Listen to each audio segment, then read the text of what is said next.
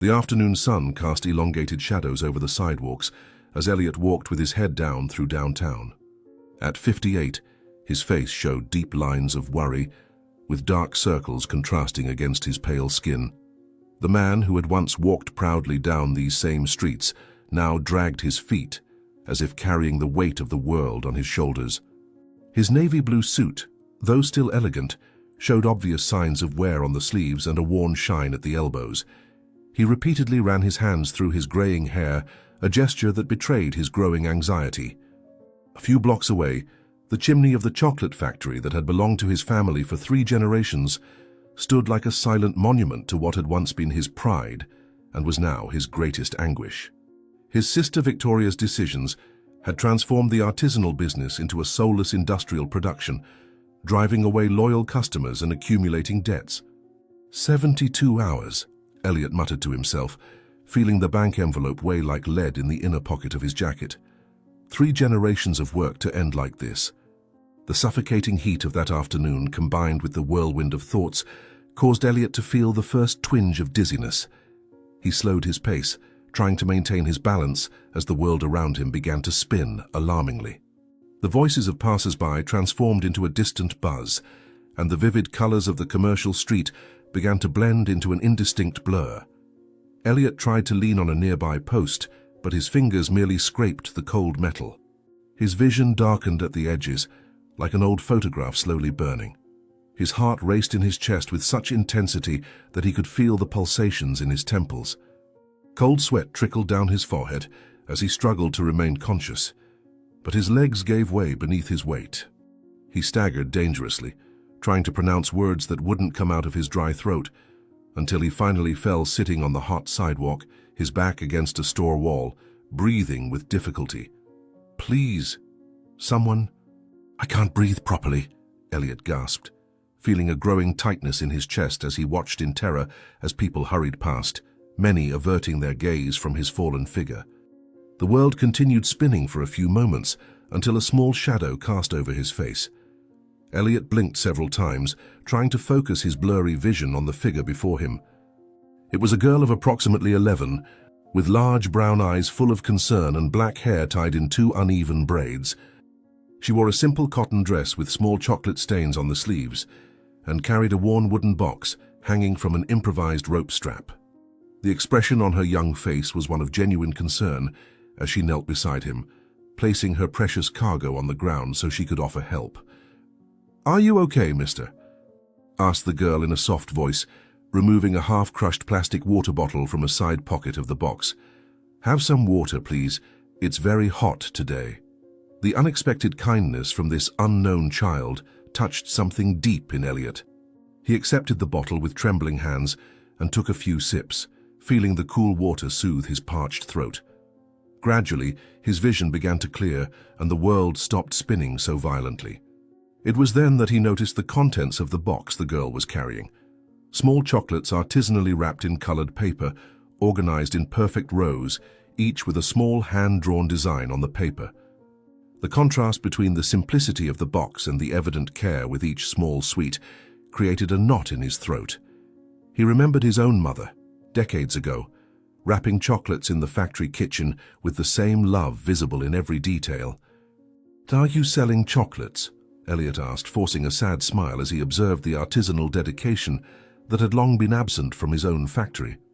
"Do you make them yourself?" Sophie smiled, revealing a missing front tooth that only accentuated her innocence. The girl proudly adjusted her box, but Elliot noticed the fatigue in her small shoulders. Despite her youth, there was something in her eyes that spoke of responsibilities too great for someone so young. Elliot searched the pockets of his jacket and found a few coins, probably all that remained until he received the next payment from the small rent of an apartment that had not yet been taken by creditors. He extended the coins to the girl, feeling a strange connection with that small vendor. "Keep this," he said, placing the coins in the girl's small hand. "I don't need the chocolate. You probably need the money more than I need the candy." Sophie looked at the coins in her hand for a long moment, her face showing surprising maturity as she weighed some internal decision. Instead of simply thanking him and walking away as Elliot expected, she carefully selected one of the chocolates from the box. one wrapped in golden paper with a small sun drawing, and placed it in his hand with determination. Her eyes met his with a disconcerting intensity for someone so young, as if she could see through all the layers of worry and wounded pride he had built over the years. "But you seem to need it more than ever," Sophie insisted, with a wisdom that seemed to come from someone much older. "My grandmother says chocolate made with love cures any sadness. It's her family recipe, from generations." The unexpected gesture caught Elliot off guard. He looked at the small golden package in his hand, feeling a strange reluctance to accept that gift from a child who clearly sold chocolates out of necessity. However, there was something in the sincerity of the girl's gaze that made it impossible to refuse. With still trembling fingers, he carefully unwrapped the chocolate, noticing the rich and complex aroma that immediately brought tears to his eyes. It wasn't the artificial smell of the chocolates his factory currently produced. It was the authentic, deep, and multifaceted aroma he knew from his childhood. Hesitantly, he placed the small square in his mouth. "It can't be," whispered Elliot, closing his eyes as the flavor exploded on his tongue. "How is this possible after so many years?" Time seemed to stop as the chocolate slowly melted. The velvety texture, the perfect balance between bitter and sweet, the subtle notes of vanilla and a hint of cinnamon that was almost imperceptible. It was exactly like the chocolates his mother made when he was a child. Long-buried memories flooded his mind. Him at 6 years old, sitting on a stool in the factory's experimental kitchen, watching, fascinated, as his mother tempered chocolate on large marble tables. The sound of female laughter mixed with the tinkling of metal molds. The pride in his mother's eyes when she allowed him to taste a new creation. It was a flavor he thought was lost forever, a flavor that the industrialization implemented by Victoria had completely destroyed. Yet there it was, perfect, in the hands of a small street vendor.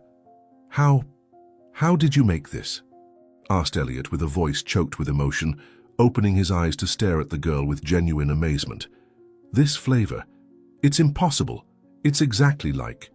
Sophie smiled again, swinging her feet while remaining kneeled near him. There was a gleam of satisfaction in her eyes, seeing the reaction her chocolate had provoked in that stranger in a worn suit. For her, that expression of surprise and emotion was familiar. She had seen it many times when people tried her grandmother's chocolates for the first time. But there was something different in this man's reaction, an intensity that intrigued her.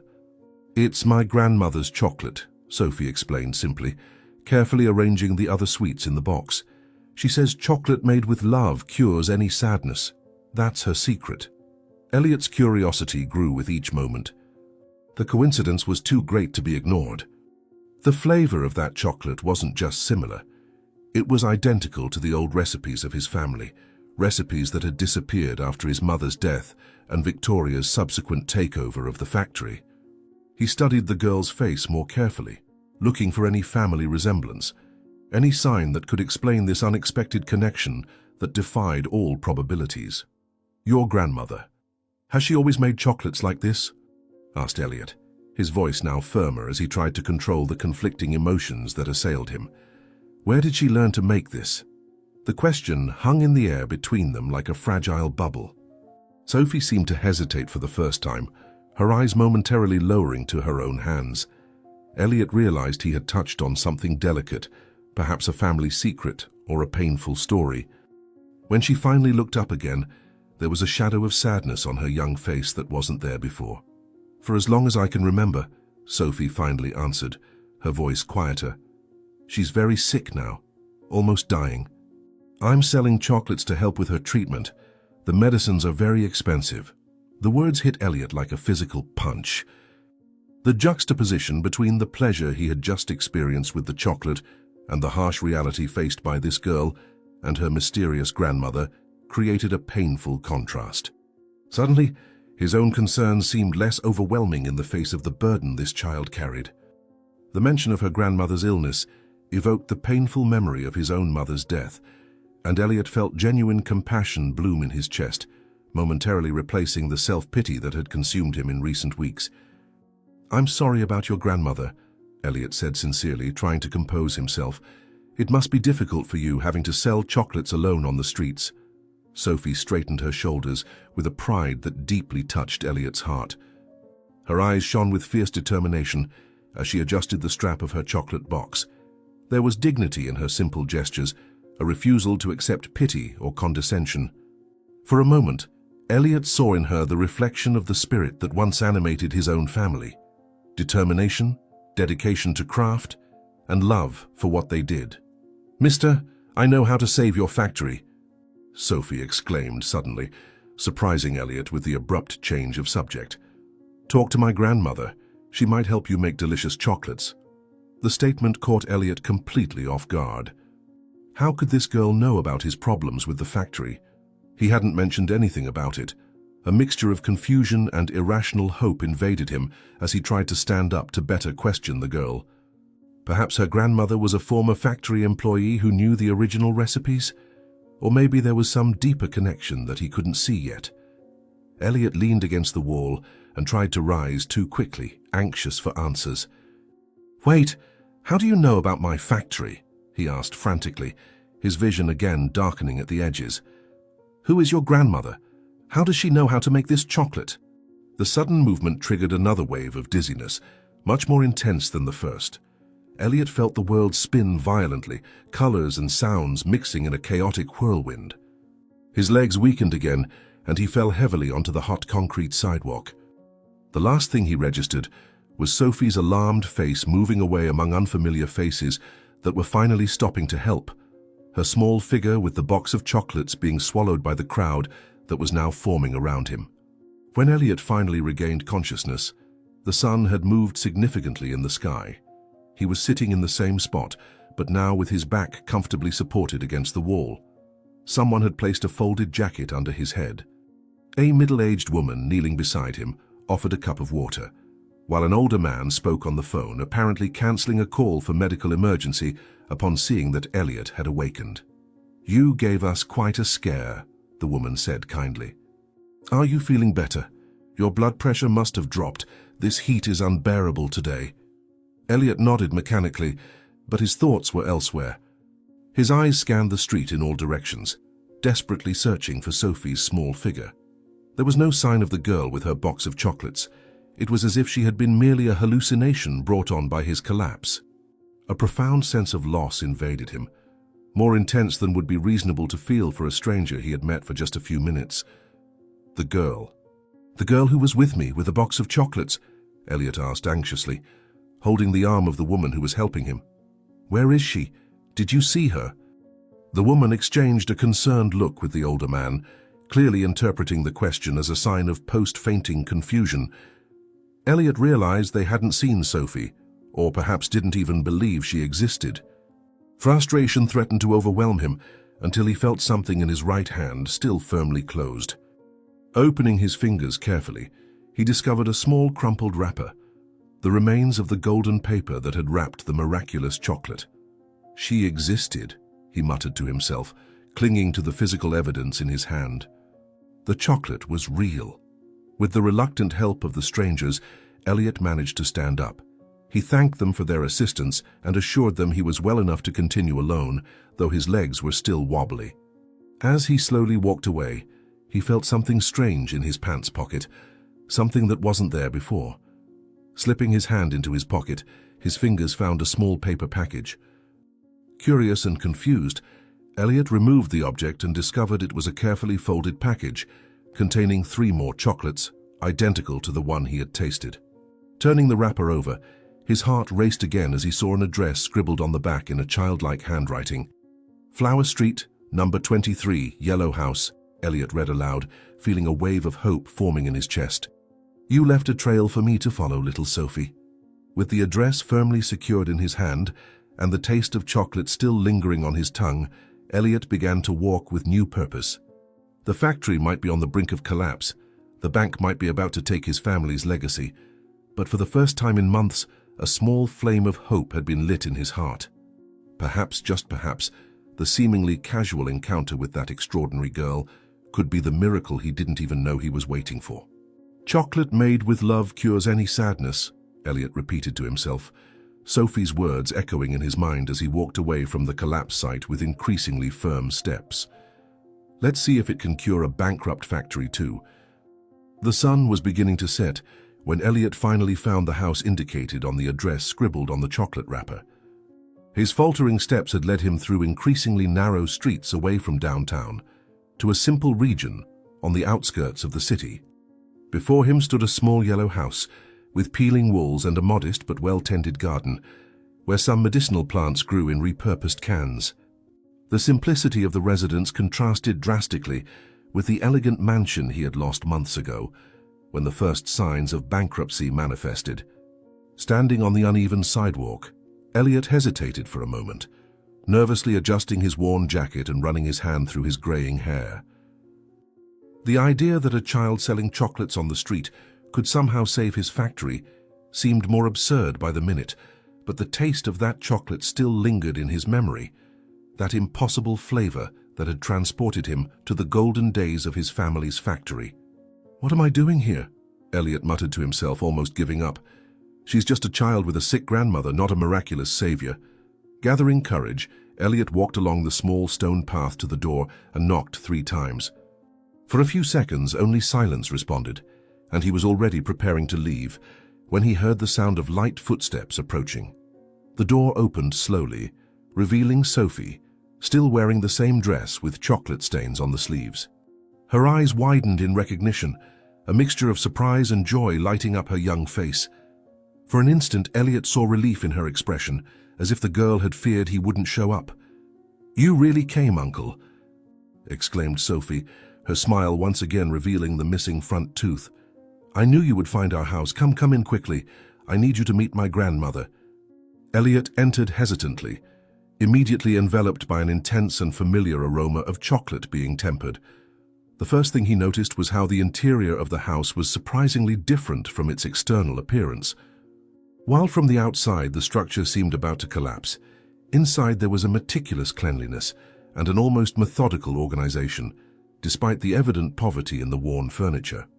Sophie led him through the small living room, furnished only with a patched sofa and a simple wooden table, toward the kitchen at the back of the house. Upon entering this environment, Elliot stopped abruptly, gaping at the sight before him. What should have been a simple domestic kitchen had been transformed into a true artisanal chocolate workshop. Hanging copper pots gleamed softly under the yellowish light. A marble countertop, though chipped at the edges, occupied the center of the space, and various specialized utensils, many of which Elliot recognized from his childhood in the factory, were organized with precision. Small metal molds, special spatulas, precision thermometers, and manual grinders were arranged as if in a museum dedicated to the art of traditional chocolate making. "This is where we make chocolates every day," Sophie explained proudly, lovingly running her hand over the surface of the marble countertop. "My grandmother says the secret is in time and love, not in machines." But it wasn't the equipment that really captured Elliot's attention. His legs weakened when his eyes fixed on the kitchen walls, covered almost completely with black and white photographs and yellowed newspaper clippings. They were images of the Anderson factory in its glory years, some so old they showed the inauguration in distant years, with his grandfather cutting the commemorative ribbon. Others portrayed the interior of the old factory, with smiling workers posing beside equipment that had been replaced decades ago. And then, like a punch to the stomach, Elliot saw his mother in several of the photographs, young, vibrant, full of life, smiling next to a woman he didn't immediately recognize. The two were embracing in many of the photos, sharing knowing looks over a marble counter, identical to the one standing before him now, working together on recipes, laughing while trying new creations. The expression on their faces spoke of a deep friendship that Elliot had never known or even suspected. Who is that woman with my mother?" asked Elliot with a choked voice, approaching a particularly large photo where the two women held a confectionery award. "How do you have all these photographs?" Sophie didn't answer directly. Her eyes, suddenly serious, turned toward a dark hallway leading to the bedrooms. The childish joy momentarily disappeared from her face, replaced by a concern that no child should carry. She made a small gesture for Elliot to follow her, walking on tiptoes as if afraid of disturbing someone. "My grandmother is in the bedroom," whispered Sophie, her voice now laden with worry. "She hasn't been feeling well today. She was waiting for you to arrive, but she got very tired. The narrow hallway was decorated with more photographs, many showing Sophie as a baby in her grandmother's arms, both smiling in front of a small chocolate stand at some local fair. Elliot followed the girl to a partially open door at the end of the hallway, feeling a growing anxiety. Who was this woman who seemed to have been such a significant part of his mother's life, but whom he had never heard of? The faint light escaping through the door crack cast dancing shadows in the hallway, while a soft smell of medicine mingled with the chocolate aroma that permeated the entire house. "Grandma, he's here," Sophie announced softly, gently pushing the door. "The man I told you about, the one who tasted our chocolate on the street." Elliot entered hesitantly into the small room, needing a few seconds for his eyes to adjust to the dimness.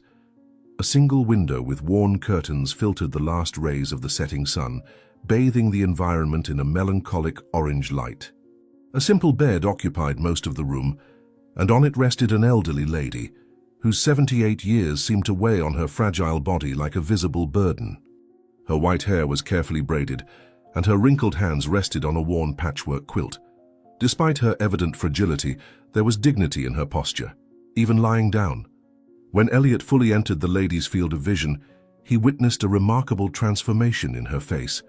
The tired eyes suddenly lit up with recognition and an emotion so profound it was almost palpable in the air.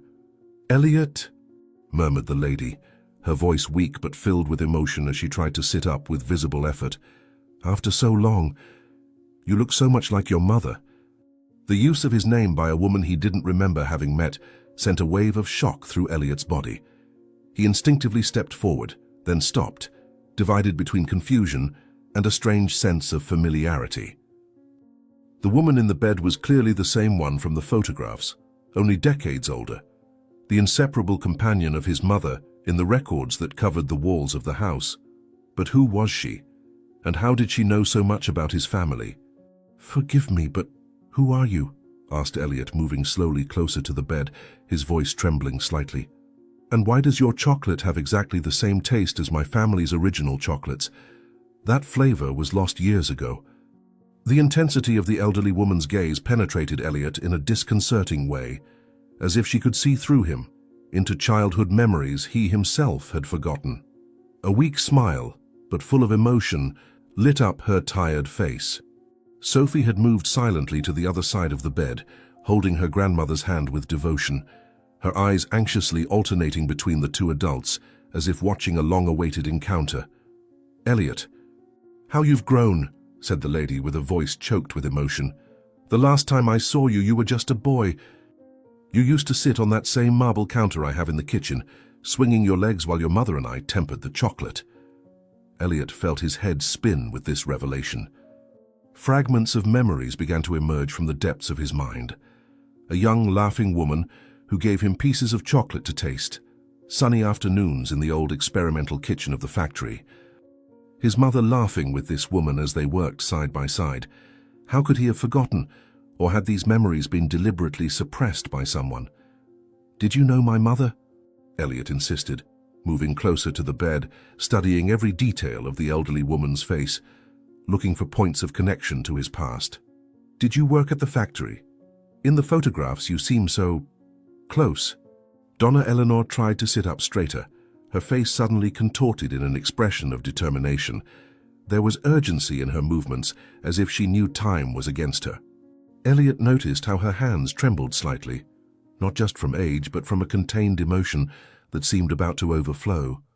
"I," began Donna Eleanor, her voice gaining surprising intensity. "I need to tell you something important about your family, about your sister Victoria." The words hung in the air like a promise of revelation, but before she could continue, a horrible transformation occurred in the elderly woman's face. Color abandoned her cheeks, leaving her ghostly pale. Her eyes, so alive just seconds ago, widened in an expression of acute pain. Her breathing suddenly became irregular and labored, as if air refused to enter her lungs. With a weak movement, Donna Eleanor brought her hand to her chest, clutching the fabric of her blouse with surprising strength for someone so fragile. Panic took over her gaze as she struggled to breathe. "My medicine," she managed to whisper, each word seeming to cost a monumental effort. "Ran out yesterday. Her eyes rolled back, and she fell unconscious on the pillows, her fragile body suddenly motionless like a rag doll. Terror froze Elliot for a precious moment before instinct took over. He lunged forward, placing his fingers on the elderly woman's neck to feel her pulse. It was present, but weak and irregular, like the beating wings of an injured bird. Sophie screamed, a high-pitched sound loaded with fear that seemed to fully awaken Elliot to the gravity of the situation. "Sophie, call an ambulance! Now!" ordered Elliot, his voice conveying an authority he hadn't felt in months, since he began losing control over the factory. "Tell them it's a cardiac emergency." While Sophie ran to the phone in the living room, Elliot desperately tried to make Donna Eleanor regain consciousness. He loosened the collar of her blouse, checked her breathing, and tried to remember the little he knew about first aid. The fragility of that body in his hands frightened him. It was like holding an injured bird, each movement requiring extreme care not to cause more damage. Fear grew in his chest with each second that passed without a response. "Please hold on," begged Elliot, holding the inert hand of the elderly woman. "You can't go now, not when we've finally met. I need to know. I need to understand." The minutes that followed were a blur of frantic activity. The arrival of the ambulance, professional paramedics taking control, medical equipment being connected to Donna Eleanor's fragile body. Elliot found himself holding Sophie in his arms as the girl cried silently, her small body trembling with each sob. The paramedics' words reached him in fragments. "Critical condition, heart failure, requires immediate hospitalization." When they took her away on a stretcher, Elliot made an instantaneous decision without even thinking about the consequences. "We're going with her," he declared to Sophie, picking up a small bag that the girl had quickly prepared with essential items. "We won't leave your grandmother alone at this moment." The trip to the hospital was silent and tense, with Elliot holding Sophie's hand in the back seat of a taxi following the ambulance. Thoughts swirled in his mind like a whirlwind.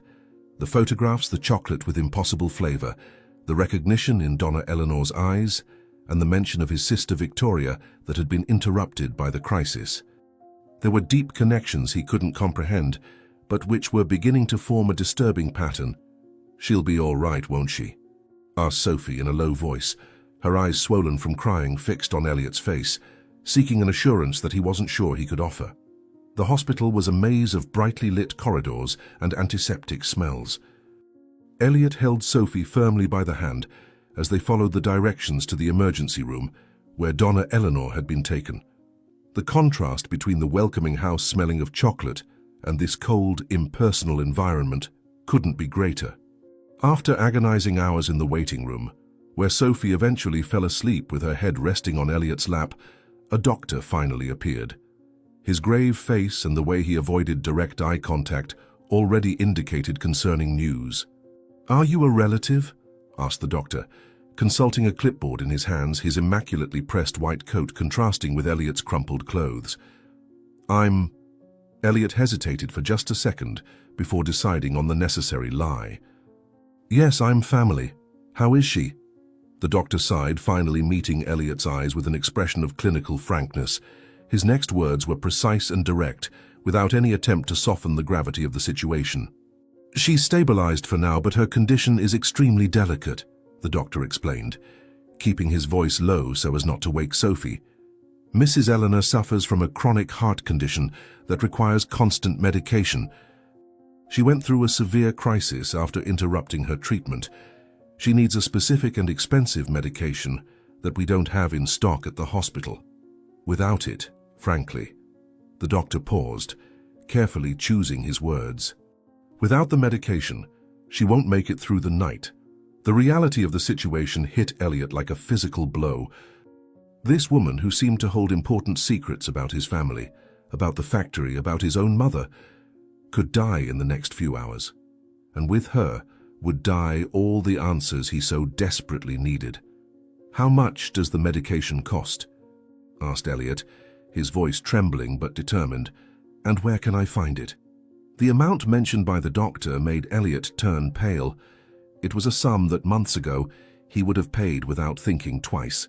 Now, with his bank account almost empty and the factory on the verge of bankruptcy, it seemed like an impossible fortune. He automatically felt his pocket, sensing the thin wallet with just a few bills, insufficient even for a fraction of the treatment. It was then that his fingers touched the gold watch on his wrist, the last memento from his father, the last truly valuable item that hadn't been pawned to keep the factory running for a few more weeks. "I'll find a way," he stated firmly to the doctor, already taking out his cell phone with his free hand, the other still protectively holding the shoulders of the sleeping Sophie. Moving a few steps away so as not to disturb the girl's sleep, Elliot dialed Jack's number, the only employee who had remained loyal even when everyone else had abandoned the sinking ship. Jack answered on the first ring, as if he had been expecting the call, his voice revealing concern about the late hour of the contact. "Jack, I need an urgent favor," said Elliot without preamble, his voice controlled but laden with urgency. "Sell my gold watch, the family one. Immediately, it's a matter of life and death." On the other end of the line, Elliot could sense Jack's hesitation and confusion. The watch was an almost sacred item for Elliot, an heirloom that he had sworn never to sell, even in the most desperate moments of bankruptcy. "But sir, that watch is—" "I know exactly what it is," interrupted Elliot, his decision unwavering. "And I also know that some things are more important than objects, no matter how precious they may be. Sell it to the jeweler on Main Street. He's always wanted to buy it. Don't accept less than the amount I'm going to tell you. It's urgent, Jack. A matter of life and death, literally." The following hours were a test of patience and faith. Elliot remained seated in the hard chair in the waiting room, with Sophie still asleep by his side, exhausted by fear and tears. His thoughts alternated between concern for Mrs. Eleanor and reflections on the strange connections that had only been partially revealed. Why had he never heard of this woman who had clearly been so important in his mother's life? Why were all those photographs of the factory in her house and not in the company archives? And most intriguing of all, how did she know the secret of the original recipes that had been lost so long ago? When Jack finally arrived hours later, carrying a small package with the necessary medication, Elliot felt such profound relief that he almost collapsed right there. The doctor was called immediately, and the treatment started without delay. All that remained now was to wait and hope that it wasn't too late. "The watch fetched exactly the needed amount," Jack informed in a low voice, before saying goodbye. The jeweler sent word that he was pleased to finally acquire it, although he expressed curiosity about the urgency of the sale. Elliot merely nodded, thanking him with a firm handshake before turning his attention back to the closed door of the intensive care unit where Mrs. Eleanor was fighting for her life. Sophie had awakened briefly, received the news about the medication with a hopeful smile, and gone back to sleep, this time with a more serene expression on her young face. The hours of dawn dragged with a torturous slowness, marked only by the distant sound of medical equipment and occasional footsteps of nurses in the hallway. His face, previously grave and concerned, now showed a satisfied exhaustion, the kind of expression that only appears after a long battle won. "She is responding well to the treatment," he announced, allowing himself a small smile. "The crisis has been overcome. We're transferring her to a regular room, where you'll be able to visit her soon. She specifically asked to see you as soon as she was conscious." The words were received with silent tears from Sophie and a deep sigh from Elliot, whose shoulders finally relaxed after hours of tension. When they were finally authorized to enter the room, they found Donna Eleanor reclined on pillows, notably more alert than the night before. Her skin had regained some color, and her eyes, although still tired, were clear and focused. Sophie rushed to carefully hug her grandmother, while Elliot remained at a respectful distance, suddenly uncertain about how to proceed. "Thank you," whispered Donna Eleanor when her eyes finally met Elliot's. Her voice was weak, but there was a surprising firmness in it. Few would do this for a stranger. Elliot slowly approached the bed, taking the elderly woman's wrinkled hand between his. The connection he felt in that simple touch was disconcerting, as if he were recovering a lost link of his own history.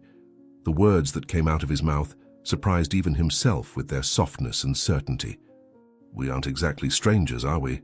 he responded gently, his eyes scanning the elderly woman's face, recognizing in it echoes of the young woman from the photographs. "Those photos, you and my mother. It seemed you were much more than just work colleagues." A meaningful silence filled the room for a few moments, broken only by the soft sound of medical equipment monitoring Donna Eleanor's vital signs. Sophie, perceiving the seriousness of the conversation, sat quietly on the edge of the bed, her large eyes attentively observing the two adults. Donna Eleanor took a deep breath, as if gathering strength not only physical, but also emotional for what she needed to say. "Your mother and I were partners, Elliot," she finally revealed, her voice gaining firmness as the words, kept for so long, finally found their way to the light. "We started the factory together, created all the recipes together. The chocolate that saved your family from ruin after the war. I was the one who created the original recipe." The revelation hit Elliot like lightning, instantly reorganizing his understanding of the past. Fragments of conversations overheard in childhood, old documents seen superficially, enigmatic comments from older employees. Everything began to make sense, fitting together like pieces of a puzzle he didn't even know he was trying to assemble. "But that's impossible," stammered Elliot, his mind struggling to reconcile this new information with the family history he had always known. "I never heard of you. All the documents, all the factory records, the story we were told." Donna Eleanor squeezed Elliot's hand with surprising strength for someone who had been on the brink of death just hours before. There was a mixture of pain and determination in her eyes when she continued, each word carefully chosen, as if she had rehearsed this conversation thousands of times in her mind over the years. "When your mother passed away," she continued with a voice trembling with emotion, "your sister Victoria took over everything. She forged documents, said I had sold my share. They expelled me from the factory and threatened my family if I contested." Elliot felt a wave of nausea upon hearing these words. His sister Victoria had always been ambitious and determined, but this, if true, was something far beyond simple business greed. It was a deliberate, calculated betrayal, not just against Donna Eleanor, but against his own mother's legacy. "She industrialized everything to cut costs and divert money," continued Donna Eleanor, silent tears now streaming down her wrinkled cheeks. "She destroyed the legacy that your mother and I built with so much love. And now she's bankrupting the factory on purpose. I discovered by chance that the factory land is worth a fortune to certain foreign investors. The bankruptcy is convenient for her." The words hung in the air like a sentence, heavy and irrevocable. Elliot felt as if the ground beneath his feet had suddenly disappeared. Everything he believed about his family, about the factory, about his own history, had been built on an elaborate lie. Anger began to grow inside him, not an explosive, hot fury, but something cold and calculated, like steel being tempered. "I'll fix this, Miss Eleanor," Elliot declared, rising from the chair with renewed determination. "I promise." In the hospital hallway, as he stepped away to allow Sophie a few minutes alone with her grandmother, Elliot felt his cell phone vibrate in his pocket. Victoria's name flashed on the screen, triggering a wave of repulsion he had never felt before toward his own sister. For a moment, he considered not answering, but something told him this call was important. With tense fingers, he accepted the call, keeping the phone at a safe distance from his ear, as if fearing contamination from the voice on the other end. "It's over, little brother," came Victoria's melodious voice, that false sweetness he now recognized as pure poison. "I've moved up the factory auction to tomorrow morning. Tomorrow I'll sell everything to an international conglomerate. Don't even try to stop me." Elliot hung up without responding, his body trembling with the force of contained emotions. The final pieces of the puzzle clicked into place with an almost audible sound in his mind. There was no longer any doubt about the truthfulness of Ms. Eleanor's revelations. Victoria had orchestrated not just the ruin of the factory, but the deliberate destruction of a family legacy, all out of greed. With clenched fists and a mind clear for the first time in months, Elliot headed back to Ms. Eleanor's room, an unwavering resolution forming within him. The time for mourning and passively accepting the blows of fate was over. Now it was time to fight, not just for himself but for his mother, for Ms. Eleanor, for Sophie, and for the true legacy of the chocolate factory that two extraordinary women had built with so much love. Dawn still enveloped the city when Elliot arrived at the factory, the dark sky punctuated by pale stars that were beginning to retreat before the first signs of daybreak. He remained in his car for a few minutes, observing the silhouette of the building that was once his family's pride. The lights were off, and the silence was absolute, very different from the time when the factory operated in 3 shifts, with the aroma of chocolate spreading throughout the surroundings. He took a deep breath, grabbed his cell phone and made 2 quick calls before getting out. The old key he kept out of pure sentimentality, and which Victoria had probably forgotten he still possessed, fit perfectly in the side door lock. The metal turned with a dull click, and Elliot entered stealthily, like an intruder on the property that bore his own name. The interior of the factory was unrecognizable. Where there were once marble countertops for artisanal chocolate tempering, now there were only dusty industrial machines. The polished wooden floor had been replaced by cold concrete. The walls, once decorated with family photographs and quality certificates, were bare and stained. Unrecognizable, Elliot murmured to himself, touching one of the machines. She transformed a home into a soulless assembly line. He went directly to the 2nd floor, avoiding turning on any lights that might alert the night watchman. He knew every corridor, every staircase in that place, like the lines of his own hand.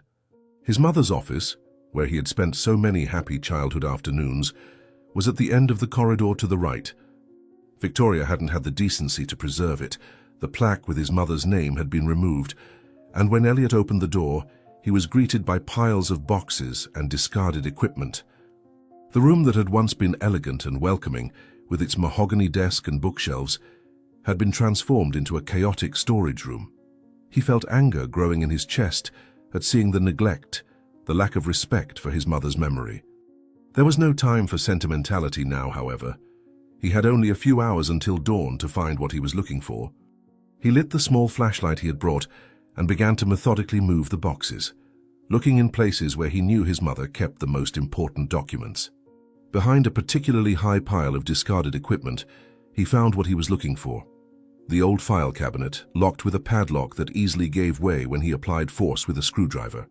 "You may have tried to hide the past, Victoria, but you didn't count on my memory," whispered Elliot, opening the first drawer full of yellowed folders. "Mom always showed me where she kept every important document." 2 hours later, the office-turned-storage room had been transformed into an improvised investigation center. Organized stacks of documents covered the floor, and Elliot worked feverishly by the light of flashlights with his 2 allies who had arrived shortly after, the family lawyer and retired accountant. Dr. Samuel examined contracts with eyes sharpened by decades of legal practice, while Mr. Henderson, with his reading glasses perched at the tip of his nose, compared numbers and dates in financial reports. Elliot had trusted these 2 men throughout his professional life.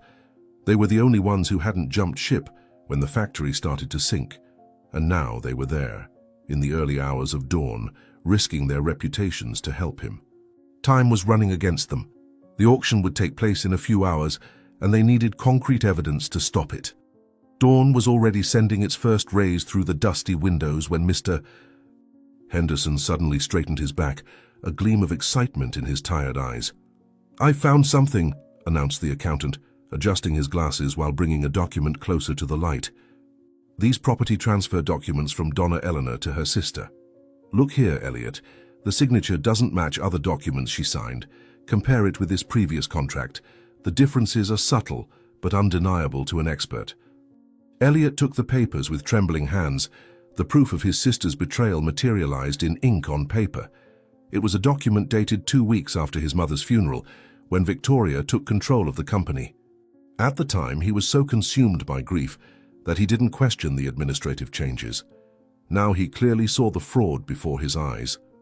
In another part of the room, Dr. Samuel had also made significant discoveries, spreading various papers over a box improvised as a table. "And there's clear evidence of systematic money diversion over the past 5 years, confirmed the lawyer, his finger tracing lines in financial reports. Victoria created shell companies to supply raw materials to the factory at inflated prices. See these invoices. Basic cocoa being purchased at 3 times the market value from a company called Global Supplies, which, surprise, is headquartered at the same address as your sister's vacation apartment." With each new discovery, Elliot's indignation grew, but so did his determination. The pieces of the puzzle fit perfectly, revealing a meticulous plan that had been executed for years. Victoria had not only stolen Donna Eleanor's share of the company, she had been systematically draining the factory's resources, deliberately driving it to bankruptcy. But the question remained, why? What benefit would there be in destroying a profitable business that she herself controlled? Elliot ran his hands through his hair in frustration, trying to understand the perverse logic behind his sister's actions. She was bleeding the company on purpose, concluded Elliot, his voice heavy with contained fury as he walked among the stacks of documents. But why?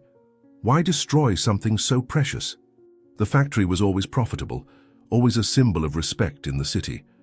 The answer came unexpectedly when Dr. Samuel forced open a locked drawer in the old desk that was partially hidden by boxes. Among various personal papers, he found an envelope containing printed emails, recent correspondence between Victoria and representatives of an international food conglomerate. Elliot quickly read the content, and the truth hit him like a physical blow. The interest wasn't in the factory itself, but in the land where it was built. Recent geological studies had discovered that the site housed a source of rare and particularly pure mineral water, an increasingly valuable resource in a world with growing problems of access to drinking water. The conglomerate offered an astronomical amount for the land, much more than the value of the operating factory. Bankruptcy was just a strategy to eliminate legal complications and acquire the property for a fraction of its real value at the auction that Victoria had orchestrated. She never cared about the family legacy, muttered Elliot, letting the email fall onto the improvised table, his voice broken by disappointment. She just wanted the money, all this time, all this destruction, for pure and simple greed. With the first light of morning now fully illuminating the office, they had gathered more than enough evidence, not only to stop the auction, but to prosecute Victoria for fraud, document forgery, and embezzlement. Dr. Samuel meticulously organized all the evidence in folders, photographing each document with his cell phone as additional insurance. The plan was simple. They would go directly to the forum to prevent the auction with an emergency injunction, and then to the police to file a formal complaint against Victoria. Before leaving, however, Elliot made an impulsive decision. Instead of heading to the forum, he would drive to Victoria's mansion. He wanted to confront her personally, to see the expression on his sister's face when she realized her plan had been discovered. It was an unnecessary risk, as the lawyer pointed out, but Elliot needed this confrontation. It was a matter of personal justice as much as legal. Go to the forum and start the process, Elliot instructed, handing the lawyer copies of the most important documents. I'm going to speak with my sister before she knows what's happening. I need to look her in the eyes when she learns it's over. Victoria's mansion was located in an exclusive neighborhood on the outskirts of the city, an ostentatious property with meticulously maintained gardens and a pool visible from the street. As Elliot parked his worn-out car in the circular driveway, he couldn't help but notice the irony. The decay of their family factory had financed this monument to extravagance. To his surprise, the mansion was illuminated and bustling, even at that hour of the morning. Luxury cars lined the entrance, and through the large windows he could see people in formal attire circulating with champagne flutes. Victoria was hosting a party, apparently celebrating the anticipated success of her plan. The audacity was so shocking that Elliot felt his blood boil. Not caring about his disheveled appearance after a sleepless night, or the fact that he was completely out of place among the elegant guests, he walked determinedly to the main door and entered without announcing himself, ignoring the alarmed look of the butler. "Sir, there's a guest list. You can't simply—" The employee stammered, but Elliot had already passed, determined to find Victoria. The main hall displayed luxury and excess, floral arrangements, waiters with silver trays, and classical music. Among the guests, Elliot recognized businessmen, politicians, and even the judge for the factory auction. In the center stood Victoria, in an expensive silk dress, conversing with the administrator of the conglomerate interested in the land. Upon noticing her brother, her face momentarily froze before regaining composure. She approached quickly. "What are you doing here, Poran?" she hissed, maintaining an artificial smile. "I thought you'd be crying over your failure. This is a private celebration." Elliot remained calm, a tranquility that came from the certainty of one who holds the truth. Without immediately responding, he removed from his jacket's inner pocket the folders with the most incriminating evidence and threw them on a nearby table, causing some glasses to dangerously wobble. The documents scattered, revealing graphs, fraudulent contracts, and printed emails. Victoria's smile faltered, and Elliot saw fear beginning to form in his sister's eyes. "It's over, Victoria," he declared, his voice calm but loud enough to attract the attention of the nearest guests. "I know everything.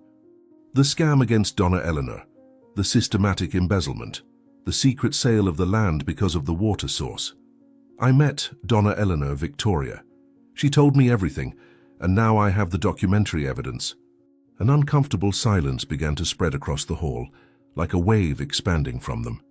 The music continued, but conversations had gradually ceased, and various curious glances turned toward the unusual scene.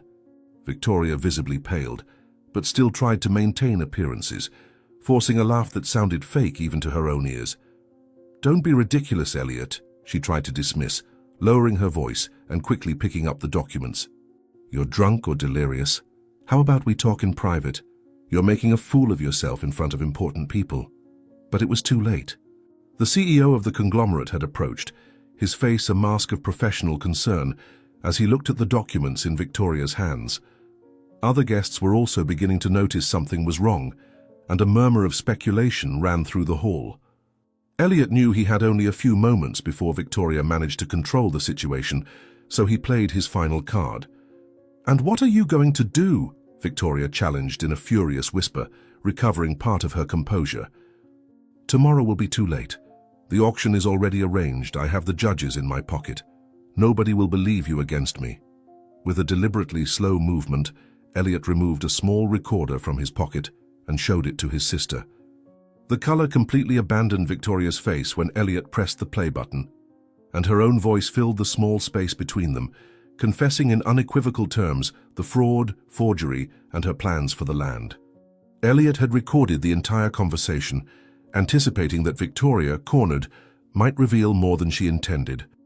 "I have everything recorded," Elliot responded calmly, raising the recorder so she could clearly see it. "And the police are on their way. Right now my lawyer is at the courthouse cancelling the auction with an emergency injunction. It's over, Victoria." The hall was now in complete silence. All eyes turned to the drama unfolding. The judge who would preside over the auction discreetly headed for the exit, as did several politicians who didn't want to be associated with the imminent scandal. Victoria looked around, seeing her carefully constructed house of cards collapsing before her eyes. For a moment, Elliot thought she would simply surrender, accepting defeat, but he had underestimated his sister's determination. With a sudden movement, Victoria turned and ran toward the corridor leading to the back of the mansion, knocking over a small table in the process and creating momentary confusion. "She's running away!" someone shouted, and Elliot immediately set off in pursuit, followed by some curious guests. Elliot knew the mansion's layout well. He quickly followed the corridor leading to Victoria's private office, knowing there was an exit to the gardens just beyond. When he found the door locked, he forced it until it gave way. Upon entering, he was paralyzed by the scene. Victoria was burning documents in the fireplace and destroying others in the shredder. She turned with wide eyes. "You don't understand," she shouted, throwing more papers into the fire. "This deal will earn me millions. I won't lose because of a dying old woman and a failed brother who was always the favorite." Elliot advanced to stop her, but Victoria quickly opened a desk drawer and pulled out something that made Elliot freeze in place. A threatening object she wielded with a trembling but determined hand. She wasn't pointing it directly at Elliot, but at a red folder she held in her other hand. Through the open door, Elliot could hear the distant sound of approaching sirens, but he knew they might arrive too late. "If I can't have everything, no one will," declared Victoria, her voice now strangely calm, almost resigned. "These are the factory's original documents, Elliot. The partnership agreement between Mum and that old woman, the original property records, everything. Without them, you'll never be able to prove you're the rightful owner, even with your little copies. It will be your word against mine." The sound of sirens grew louder, and hurried footsteps could be heard in the corridor, probably the police arriving. Elliot knew he had only seconds to act before Victoria destroyed the last physical evidence of the truth. His eyes fixed on hers, searching for some trace of the sister he had once known and loved, but finding only a stranger determined not to lose, regardless of the cost. "Drop the weapon and the documents, Victoria." An authoritative voice resonated through the office door. Two uniformed police officers cautiously entered the room, their weapons pointed in Victoria's direction. "Ma'am, put the gun on the floor slowly and step away from the documents," ordered the older officer, advancing with calculated steps. "Now!" For a moment, time seemed to freeze. Victoria looked at the officers, then at Elliot, and finally at the red folder in her hands. Her face showed a rapid succession of emotions: anger, despair, and finally, defeat. "It's over," Elliot said softly. "Don't make this worse for yourself."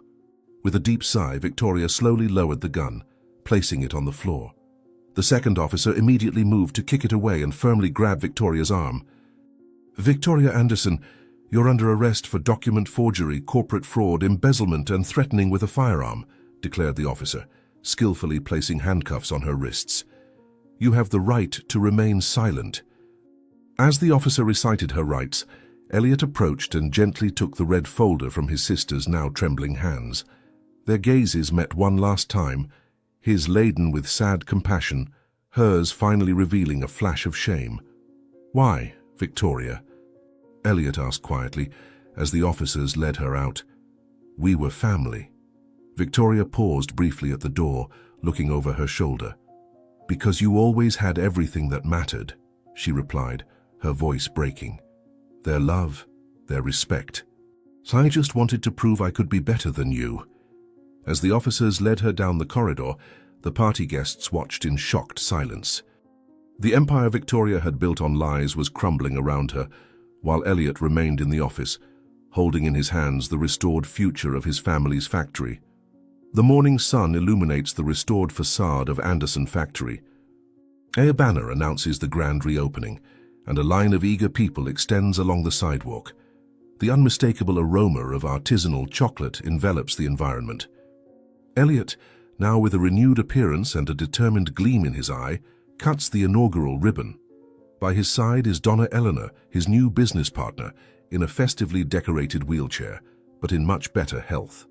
Sophie, smiling, wears a small apron with the company logo and distributes samples to visitors. "Welcome to the new and old Anderson factory," Elliot announces into the microphone. "Today we celebrate not just the rebirth of a family business, but the triumph of tradition, love of craft, and honesty." In a tour of the renovated factory, we see that excessive industrial processes have been replaced. Production now combines traditional artisanal techniques with moderate and sustainable technology. Former employees have been rehired and work in a cheerful and respectful environment. "Our Eleanor's Secrets line already has orders from 5 countries, Elliot explains to journalists, while Donna Eleanor smiles shyly at having her name celebrated. "We decided to return to the original recipes, those that my mother and Donna Eleanor created together decades ago." In a private moment, Elliot shows Donna Eleanor and Sophie the memorial created for his mother at the factory entrance. "She would be proud to see that her work continues through you, Eleanor, and through you too, my son," the elderly woman responds emotionally. "You have her heart." During the inauguration cocktail, Elliot raises a glass. A special toast to Sophie, whose innocence and courage changed everything. If it weren't for her last coins given to a little girl selling sweets, none of this would be possible. Sophie smiles shyly. "I just wanted to help my grandmother." "And you helped much more than you imagine," responds Elliot. "You saved a legacy, a tradition, and taught us all that true value isn't in money, but in what we do with it." Meanwhile, at the state women's prison, Victoria Anderson, once accustomed to expensive jewelry and designer clothes, now wears a faded grey uniform. Her fingers, once manicured with French polish, are now rough and burned from constant work in the prison kitchen. "Hey you, those potatoes won't peel themselves," shouts the kitchen supervisor. Victoria, with deep dark circles and colourless hair, works mechanically. Beside her, a small television shows the grand reopening of Anderson Factory. She observes with a bitter expression as the cameras show the success of the company she tried to destroy. An inmate approaches. "Hey, isn't that your family on TV?" "I have no family," Victoria responds dryly. "How ironic, right? You who tried to destroy everything and now they're more successful than ever," the inmate taunts. And the best part, using the recipes of the lady you threw out on the street. Victoria shoots a furious look, but doesn't respond. Her hands tremble slightly as she cuts a carrot. The news continues. The Anderson case has become a symbol of the fight against corporate fraud. After Victoria Anderson's conviction for fraud, forgery, and embezzlement, a new department was established in the public prosecutor's office dedicated specifically to investigating similar cases in family businesses. During visiting hours, Victoria waits in the empty room. No one has come to visit her for months. Her former friends disappeared along with her money and influence. Through the window, she observes other inmates hugging family members, receiving small gifts and smiles. Back in the kitchen, she's assigned to prepare a dessert. Irony of ironies, the recipe calls for chocolate. As she melts the bars of cheap chocolate, she stares fixedly at the brown substance, remembering the times she despised the artisanal work of the family factory. In her cubicle at night, she finds a small package. Inside, a box of Eleanor's Secrets chocolates and a card. Chocolate made with love cures any sadness. Elliot, Eleanor, and Sophie. Victoria, for the first time, lets a tear escape. She tastes one of the chocolates and is momentarily transported to her childhood, when there was still innocence in her heart. For a brief instant, her face softens. In the office of the renovated factory, we see a framed photograph. Elliot, Donna, Eleanor, and Sophie smiling, with the factory in the background. Beside it, a small frame with the words that Sophie said at the traffic light that fateful day. Chocolate made with love cures any sadness. Elliot legally adopted Sophie, forming a family united by love for chocolate and overcoming adversity. The Anderson factory is once again synonymous with quality and tradition, reminding everyone that genuine values always prevail over greed. In prison, Victoria timidly begins teaching other inmates to make artisanal chocolates as part of a rehabilitation program. Her face, still marked by regret, occasionally shows a glimpse of peace when a recipe turns out right. Perhaps with time and honest work, she too will find redemption through the same chocolate she once despised. Did you enjoy Sophie and Elliot's story? Then subscribe to the channel, leave your like and comment where you're watching from. Oh, and there's another story waiting for you here on the screen. Click there and I'll be waiting for you. The grey sky announced a storm, while Matthew's luxury car traveled down the road leading to the old mansion. His dark eyes coldly observed the landscape through the tinted glass, calculating the value of each piece of land that would soon be his new empire. At 30, Matthew had already built an impressive fortune, but no amount seemed enough to fill the emptiness he had carried since childhood. The abandoned mansion rose imposingly on the horizon, its weathered walls telling stories of more prosperous times. The large columns at the entrance, partially covered by vines, still maintained their former elegance. Matthew adjusted the gold watch on his wrist as the driver parked in front of the rusty gates. His mind was already projecting the future enterprise he would build upon the ruins of that past. They say this mansion was once the most beautiful in the region. Now it will just be the foundation of my greatest project, he muttered to himself, a cold smile forming on his lips. The flashbacks came without warning, as always happened in moments of triumph. Matthew saw himself as a child again, huddled in a corner of the orphanage dormitory, while the other boys shared among themselves the few sweets donated by visitors.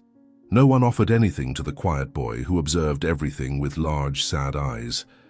Over time, he learned that crying didn't bring extra food or warmer blankets on winter nights. Only cold, calculating determination kept him alive during those years. If someone's going to take care of you, that someone is yourself, the older caretaker would repeat, adjusting her glasses on the tip of her nose while distributing daily tasks. This phrase became his mantra, the foundation upon which he built his existence. Little Matthew promised himself that one day he would have so much money that no one could ever make him feel small again. Now, standing before the mansion he had just acquired for a price well below market value, he felt that familiar mixture of triumph and emptiness that accompanied each new conquest. The orphanage taught me well. In this world, there's only room for the strong, for those who take what they want without asking permission, he thought, while adjusting his impeccably aligned tie. Matthew got out of the car, immediately followed by 3 men in dark suits with impassive expressions. The wind stirred the dry leaves on the ground of the abandoned garden as they walked through the main entrance. One of the men handed Matthew a leather folder containing the recently signed purchase documents. The property now officially belonged to the young businessman. The mansion's spacious halls, once decorated with fine furniture and artwork, were now empty and covered with a thin layer of dust that danced in the dim light entering through the dirty windows. The echo of the group's footsteps reverberated off the worn marble walls, like ghosts of long-forgotten parties. Matthew walked slowly, inspecting every detail with eyes that saw only numbers and possibilities. The cracks in the walls, the broken steps of the central staircase, the partially destroyed chandelier hanging from the high ceiling, everything would be demolished to make way for his vision. This place will be the center of a business complex that will transform the entire region. Where you see ruins, I see opportunity. Where you see history, I see future, Matthew declared to his assistants, who noted every word as if they were divine orders. The group toured the main rooms on the first floor, with Matthew giving instructions about what would be done in each space. The former living room would transform into the main reception area of the complex. The dining room would give way to high-standard meeting rooms. The kitchen would be completely redesigned to house an exclusive restaurant for executives. Nothing would be preserved. Nothing would remain as a witness to the past. This was how Matthew conducted his life and business, always moving forward, never looking back. The assistants took detailed notes and occasionally photographed the spaces with their cell phones, documenting the current state for the architects and engineers who would start the project the following week. Time was precious, and Matthew did not tolerate delays. Every wasted minute represented lost money, and he had learned early on the value of every cent. The mansion would be just another step in his unstoppable rise to the top of the business world, another conquest to be briefly savored before moving on to the next challenge. I want the preliminary plans on my desk in 3 days. Time is our most valuable resource, and I don't intend to waste it on sentimentality about old walls, he ordered dryly, observing the submissive expressions of his subordinates. Upon reaching the back of the mansion, the group found a door leading to a small annex building, probably used as staff quarters in the days when the house was inhabited by a wealthy family. Unlike the rest of the property, this part seemed strangely inhabited. A faint yellowish light escaped from beneath the closed door. Matthew frowned, irritated by the possibility of intruders on his new property. With an abrupt gesture, he ordered one of the security guards to open the door. The man promptly obeyed, revealing a small room surprisingly organized, despite the evident poverty. A thin mattress covered with a carefully arranged patchwork quilt occupied one corner. Next to it, a wooden box served as a bedside table, on which rested an almost consumed candle on a chipped porcelain plate. Some meticulously folded clothes were stacked on an old chair. A small vase with fresh wildflowers gave a touch of life to the austere environment.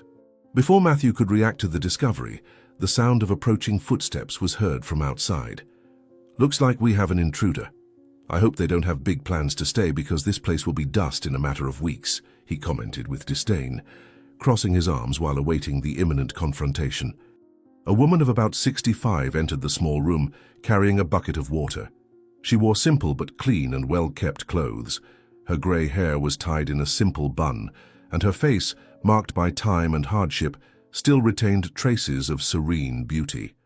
Upon noticing the presence of strangers in her space, the woman dropped the bucket, spilling water across the concrete floor. Her eyes, a deep brown, widened in shock and fear. For a moment no one moved. Time seemed suspended in that small room where completely different worlds collided.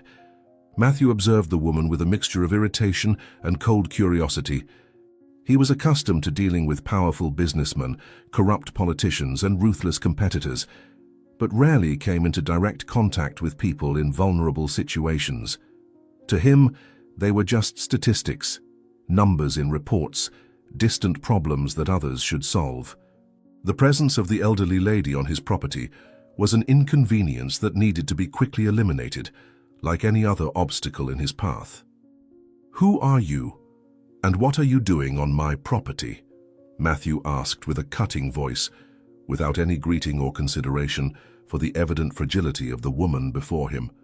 The lady, whose name was Judith, partially recovered from her initial shock and tried to explain her situation. With a trembling voice, she recounted how she had lost her home after her husband's death, when she discovered he had accumulated debts. She worked as a domestic servant until her advanced age and health problems made her useless in the eyes of potential employers. With no alternatives, she found refuge in the abandoned mansion almost 2 years ago. She kept the small space clean and tended to the back garden as a way of thanking the place that sheltered her. She never imagined anyone would buy the property, as rumors circulated that the original family had left the place after a tragedy, and that the place was haunted by restless spirits. As she spoke, Judith realized that her words were having no impact on the man before her. His eyes remained cold, impatient, as if he were listening to a particularly tedious report in a business meeting. Still, she continued, driven by desperation and the irrational hope of finding compassion where it clearly did not exist. "Please, sir, I have nowhere to go. This small corner is all I have left in the world. I can take care of the garden, clean the main house while you're here. I only ask for a roof to protect me from the rain and cold," Judith pleaded, tears beginning to form in her tired eyes. Matthew's face remained impassive in the face of the lady's emotional appeal. In his mind, he quickly calculated the inconvenience that situation represented, versus the time he would lose dealing with it. There was no room for sentimentality in his business. The property would be completely transformed, and keeping an irregular resident on site would only complicate the process. Moreover, there were legal and security issues to consider. And more importantly, Matthew did not allow exceptions in his life. Exceptions meant weakness, and he had vowed never to be weak again. With an impatient sigh, he adjusted the gold watch on his wrist and stared at Judith with eyes that had never known compassion. The rain was beginning to fall outside, the sound of drops on the roof forming an ironic soundtrack for the drama unfolding in the small room. The assistants and security guards remained silent, awaiting the boss's orders, accustomed to his calculating coldness. "This house is now mine. Leave immediately," shouted Matthew, his voice echoing off the walls of the small room like a final sentence, unappealing. Judith felt the words hit her like physical blows. Her knees weakened, and she knelt on the damp floor where the water from the bucket had spread. With trembling, wrinkled hands, she joined them in supplication, as if she were before not a man but a force of nature, implacable and indifferent to human suffering.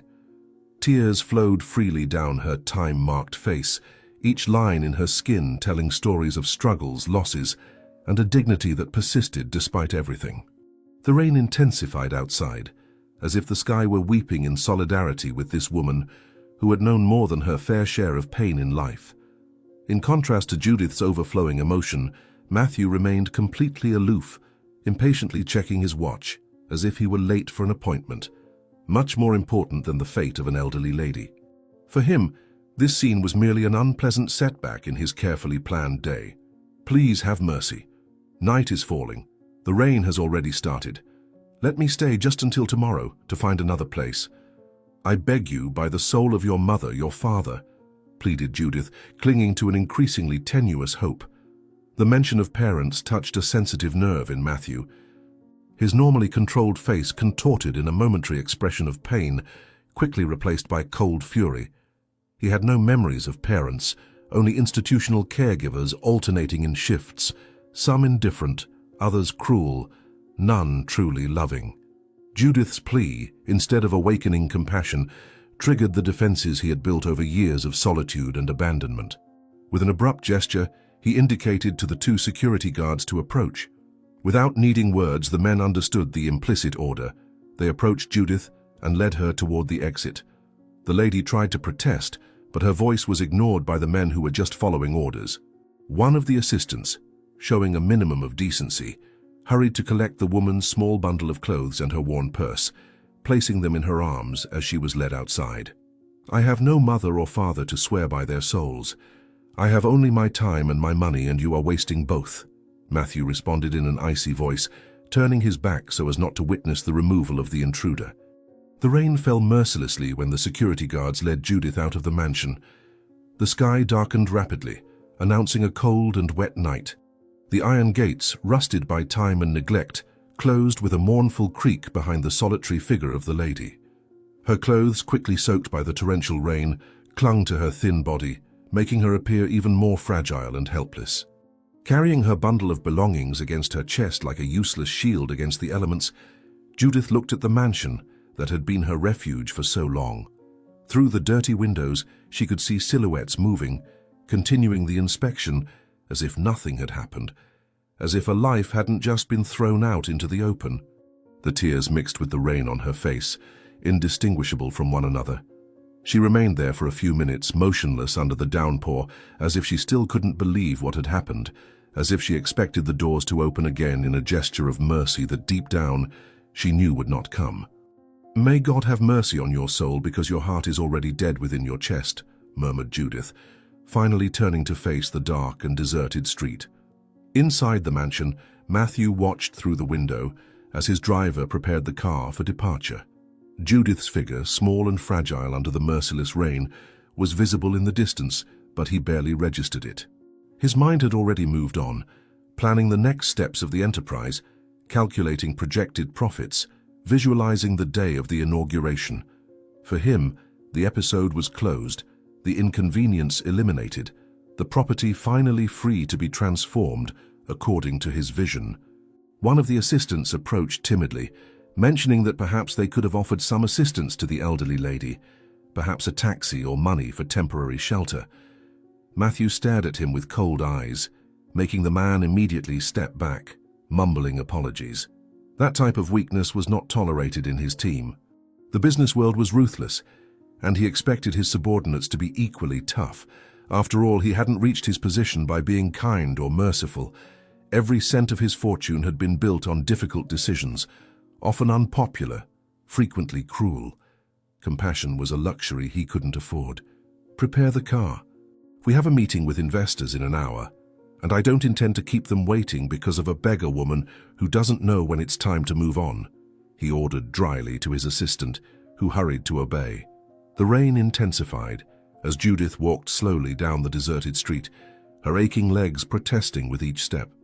There were no shelters nearby, no place where she could protect herself from the storm that seemed determined to complete her misery. Occasional cars passed by, splashing water from puddles onto her, their headlights briefly illuminating her solitary figure before moving on, indifferent to her fate. The weight of years and hardships seemed to multiply in that moment, further bending her shoulders already arched by time. In her worn bag, protected against her chest like her most precious possession, was everything that remained of a long and difficult life. Some yellowed documents, a few coins, and a small silver medallion, her only family inheritance. When she finally found temporary shelter under the awning of a closed shop, Judith allowed herself a moment of rest. Her soaked clothes dripped onto the ground, forming a small puddle at her feet. With hands trembling from age and cold, she opened her bag and removed the medallion carefully wrapped in a clean handkerchief. The ancient piece opened to reveal a faded photograph of a newborn baby, the only photograph she had of her son. "My son, somewhere. You are alive. I feel it," murmured Judith, caressing the image with the tips of her wrinkled fingers as the storm continued relentlessly around her. The mansion that once housed only silence and memories now reverberated with the constant thunder of machines and workers' voices. Weeks had passed since Matthew's acquisition of the property, and the place was unrecognizable. The century-old walls that witnessed decades of stories were being mercilessly torn down, giving way to modern structures of steel and concrete. The abandoned garden, where wildflowers once grew freely, had been completely flattened, transformed into a sea of mud where giant excavators moved like mechanical monsters. A large sign at the entrance announced the future development, an ultra-modern business complex that promised to revolutionize the region. At the center of this organized chaos was Matthew, impeccably dressed as always, supervising every detail with hawk eyes. Despite the intense heat of that summer morning, not a drop of sweat stained his perfectly pressed shirt.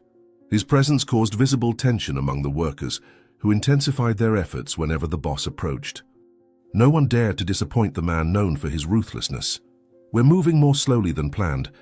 I want this area completely cleared by the end of the week, or I'll start deducting the delays from wages," Matthew declared to the foreman, who gulped before nervously nodding. The temporary office, set up in a climate-controlled container at the back of the property, buzzed with activity. Architectural plans covered the desks. Three-dimensional models of the future complex dominated a central table, and screens displayed detailed schedules where each construction phase was meticulously planned. Matthew examined the documents presented by the chief engineer, his face gradually hardening as he absorbed the information. The demolitions were behind schedule, the delivery of special materials had been postponed, and unexpected structural problems had been discovered in the foundations of the old mansion. Additional costs and extended deadlines, the two things he hated hearing most. His breathing became slightly faster. A muscle pulsing in his right temple betrayed his growing irritation.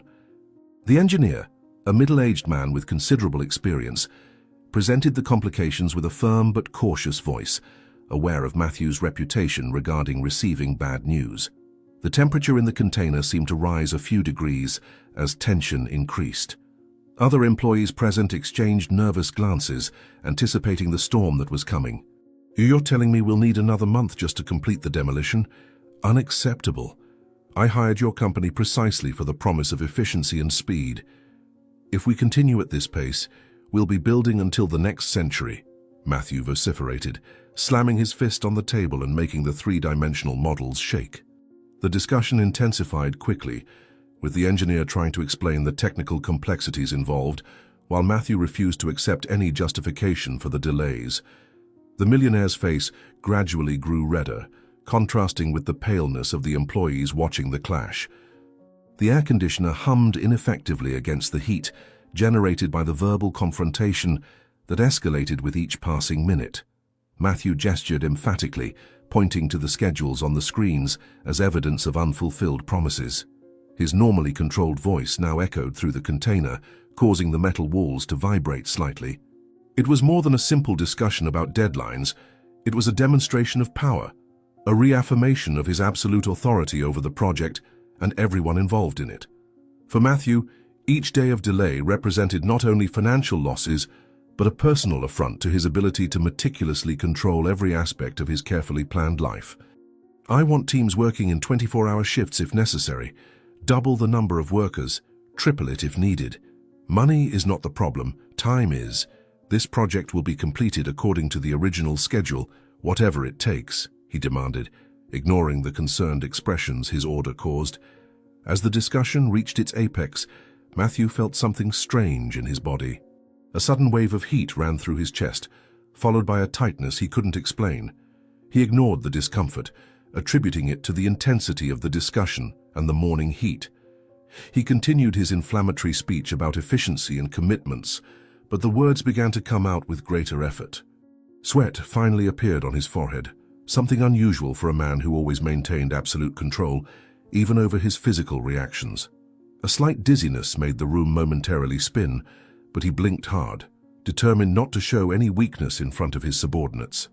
The engineer, noticing the sudden paleness that replaced the previous flush on Matthew's face, interrupted his technical explanation, an expression of genuine concern replacing the professional fear of moments before. Something was wrong, and even the most distant employees were beginning to notice. "Mr. Matthew, are you feeling well? You look a bit pale. Can I bring you water or call someone?" asked the engineer, taking a hesitant step toward the businessman who was now discreetly leaning on the table. The question seemed to irritate Matthew even more, who detested any hint of fragility. With an abrupt gesture, he dismissed the engineer's concern and tried to regain control of the situation. But his body had other plans. The pain in his chest suddenly intensified, as if an invisible hand was crushing him from within. His vision began to darken at the edges, the sound of voices around him becoming strangely distant, as if he were hearing everything through water. Matthew instinctively brought his hand to his chest, his fingers clutching his perfectly starched shirt, as if they could reach the source of the pain and forcibly remove it. The gesture did not go unnoticed by those present, who were now watching with growing alarm. With labored breathing, he tried one last time to maintain composure, forcing himself to stand upright and continue the meeting, but his body refused to obey. A deafening buzz filled his ears, while black spots danced in his vision. His legs gave way, and the man who considered himself invincible collapsed on the container floor like a puppet whose strings had been suddenly cut. "Someone call an ambulance, quick! The boss is having a heart attack!" shouted the foreman, running to Matthew's side as chaos broke out in the improvised office. The private hospital, with its mirrored glass facade and minimalist architecture, looked more like a luxury hotel than a medical institution. Inside, the silent corridors with marble flooring and original artworks on the walls maintained the illusion of exclusivity and privilege, even in moments of crisis. In the private room where Matthew had been installed after the emergency, the atmosphere was one of controlled opulence, elegant furniture, state-of-the-art medical equipment discreetly integrated into the environment, and large windows offering a panoramic view of the city. But all this sophistication seemed strangely irrelevant in the face of the vulnerability of the man lying in the hospital bed. Matthew, always so powerful and dominant, now seemed diminished, connected to monitors that relentlessly recorded each beat of his compromised heart. His face, once a perfect mask of control, was now marked by the tension and paleness of illness. The doctor, a man of serene and competent appearance, carefully examined the results of various tests conducted in the last few hours, his professional demeanor barely managing to hide the severity of the situation. "Doctor, I don't have time for beating around the bush or complicated medical language. Tell me exactly what's happening and how long I'll be out of action." "I have an empire to manage," demanded Matthew, his voice weaker than he would have liked, but still carrying the authority that characterized him. The doctor's response was methodically direct, but devastating in its content. Matthew was suffering from a rare and aggressive heart condition, complicated by immune system problems that made conventional treatment practically ineffective. The tests showed significant deterioration of cardiac functions and concerning blood abnormalities. It wasn't stress or overwork as Matthew had initially thought. It was a serious, potentially fatal illness that was already in an advanced stage. The doctor explained with professional calm that the condition had strongly hereditary characteristics, suggesting genetic predisposition. As the doctor's words penetrated his consciousness, Matthew felt something he had experienced few times in his adult life: genuine fear. Not the kind of anxiety he felt before closing a big deal, but visceral, primitive fear of an enemy he couldn't intimidate, bribe, or defeat with his intelligence and resources. For the first time in decades, he was completely powerless. "I'm saying, Mr. Matthew, that we need to consider aggressive treatment options immediately. Your heart is failing and your immunological problems complicate any conventional intervention. At this moment, a bone marrow transplant seems to be our best option to restore your immune system before addressing the cardiac problems," the doctor explained with calculated gravity. The word transplant hung in the air like a sentence. Matthew, the man who always controls all variables, now depended on something completely out of his reach. The doctor continued explaining the procedure, the need to find a compatible donor, and how compatibility was significantly higher among close relatives: parents, siblings, children. With each word, Matthew felt a growing pressure in his chest that had nothing to do with his medical condition. It was the pressure of his past returning, of doors long closed that would now need to be opened. The momentary silence that followed the doctor's explanation was filled only by the constant beep of the heart monitor, a mechanical reminder of Matthew's newly discovered fragility. The afternoon light gently entered through the large windows, creating an ironic contrast between the beauty of the day outside and the darkness of the news received. "Relatives? I don't have any. I'm an orphan," Matthew replied dryly, the word orphan leaving his mouth with the same bitterness it had carried since childhood. The doctor showed no surprise at the response, only a slight change in his expression, suggesting professional compassion. In a calm voice, he explained that without a compatible donor, the chances of treatment success decreased considerably. Invisible clocks began to run in Matthew's mind. For the first time, time was not related to business deadlines or market opportunities, but to his own survival. The doctor mentioned international bone marrow banks, alternative procedures, and experimental possibilities, but was clear in his explanation that without a compatible donor, the prognosis was extremely guarded. Matthew, who had always lived focused on the future, on his plans and achievements, now found himself forced to consider his past. That part of his life he had deliberately buried under layers upon layers of material success and emotional isolation. "Your condition is critical, Mr. Matthew. Without a compatible donor, we are talking about extremely reduced chances of survival. I am not exaggerating when I say that finding a biological relative could literally be the difference between life and death in this case, insisted the doctor, his voice firm but gentle. Alone in his room after the doctor left, Matthew contemplated the urban horizon through the panoramic window. The city continued its relentless routine outside, oblivious to the drama unfolding in that hospital room. Buildings, cars, people, everything followed its course, indifferent to the fact that the powerful businessman's life now hung by a thread. The irony did not escape him. He had built an empire, accumulated enough fortune for several lifetimes, but all that power was useless against the rebellious cells in his own body. Control, which had always been his highest value, was slipping through his fingers like fine sand. Memories from childhood in the orphanage, memories he normally suppressed with rigor, now returned without permission. He remembered the nights when he wondered who his parents might be, why they had abandoned him, if they would ever come back for him.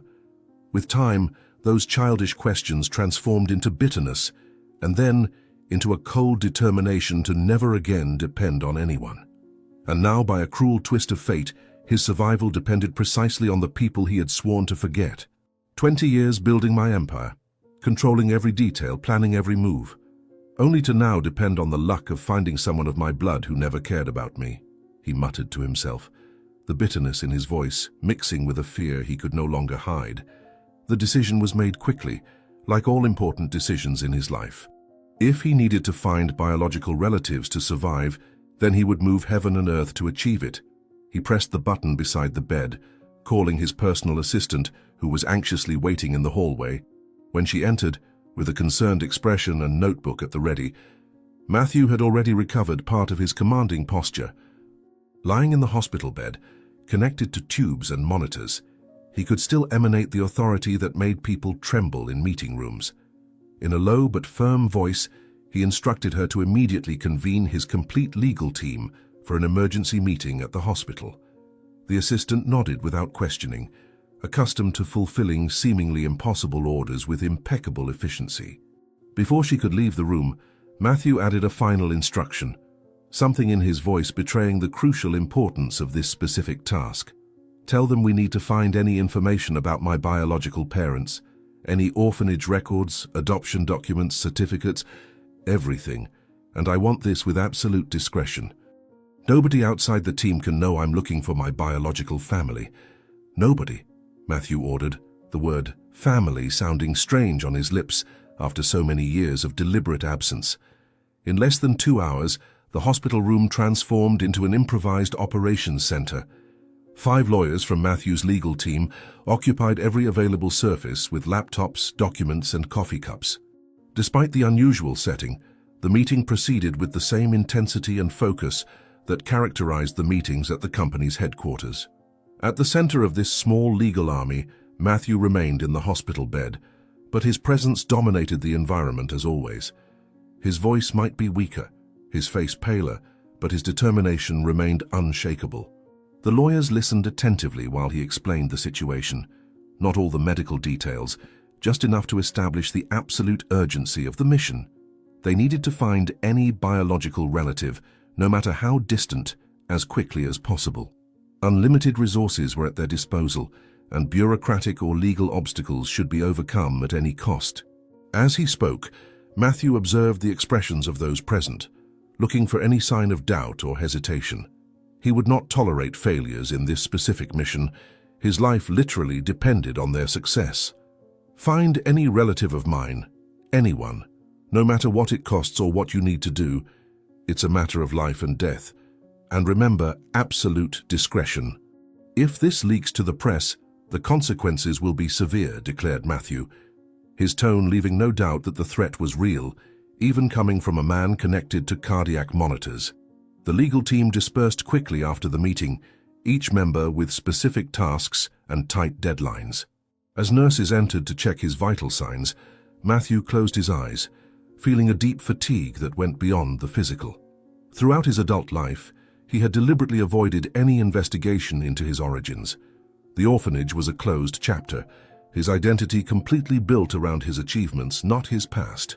The wound of abandonment, never properly healed, had been carefully covered with layers of success, power, and absolute control over all aspects of his life. Now that wound would be exposed, turned over, and examined by strangers, all in the hope of finding a salvation that might not exist. The thought of depending on people who had discarded him like an unwanted object was almost unbearable. But the alternative, death, was even more unthinkable for someone as determined to control his destiny as Matthew. I spent my entire life proving that I didn't need them, that I could build something grand on my own, and now my survival depends on finding those who abandoned me, he reflected bitterly, while watching the sun set through the hospital window. Among the lawyers assigned to the investigation, Lauren stood out for her sharp intelligence and unwavering determination. At 32, she was the youngest on Matthew's main legal team, having earned her position through impeccable work and an almost supernatural ability to solve seemingly impossible cases. Sitting at her desk in the law firm, surrounded by piles of documents and multiple computer screens, she immersed herself in the task with the focused intensity that characterized her. The orphanage where Matthew grew up had closed more than 15 years ago, its records transferred to government archives that were frequently disorganized and difficult to access. Using a combination of carefully cultivated contacts and persuasive legal arguments, Lauren managed to gain access to the original files kept in a dusty warehouse in the city suburbs. After hours examining boxes of yellowed documents, she finally found Matthew's admission record, a thin folder containing few pages that summarized the first days of life of one of the country's most powerful businessmen. Something isn't right in these documents. The dates don't match, the signatures seem different, and this stain looks like an attempt to erase information, Lauren muttered to herself, frowning as she examined the birth certificate under the strong light of her desk lamp. The more she examined the documents, the more certain she became that something was wrong. The record indicated that Matthew had been left at the orphanage's doorstep, a classic case of anonymous abandonment. But small details didn't fit this official narrative. A cross-reference in another document briefly mentioned a mother in a vulnerable situation, contradicting the story of anonymous abandonment. The original birth certificate had clearly been altered, with information crossed out and replaced by different handwriting. Under a certain angle of light, Lauren could distinguish remnants of darker ink under the amendments, as if someone had tried to erase original information. A familiar tingling ran down her spine, the kind of sensation she always had when she was about to discover something significant. With meticulous care, she photographed each document from different angles and lighting conditions, planning to submit the images to forensic text recovery techniques. What was someone trying to hide? Why alter the records of an abandoned baby, unless he wasn't really abandoned? Lauren questioned herself while carefully organizing her findings. Hours turned into days as Lauren followed each clue, each inconsistency in the fragmented records of Matthew's past. Working almost without rest, she gradually reconstructed a story very different from the official narrative. She consulted hospital records from that time, cross-referenced information with social assistance data, and discreetly interviewed former orphanage employees she managed to locate. A disturbing pattern began to emerge, indications that the system meant to protect vulnerable children had been manipulated for the benefit of powerful people.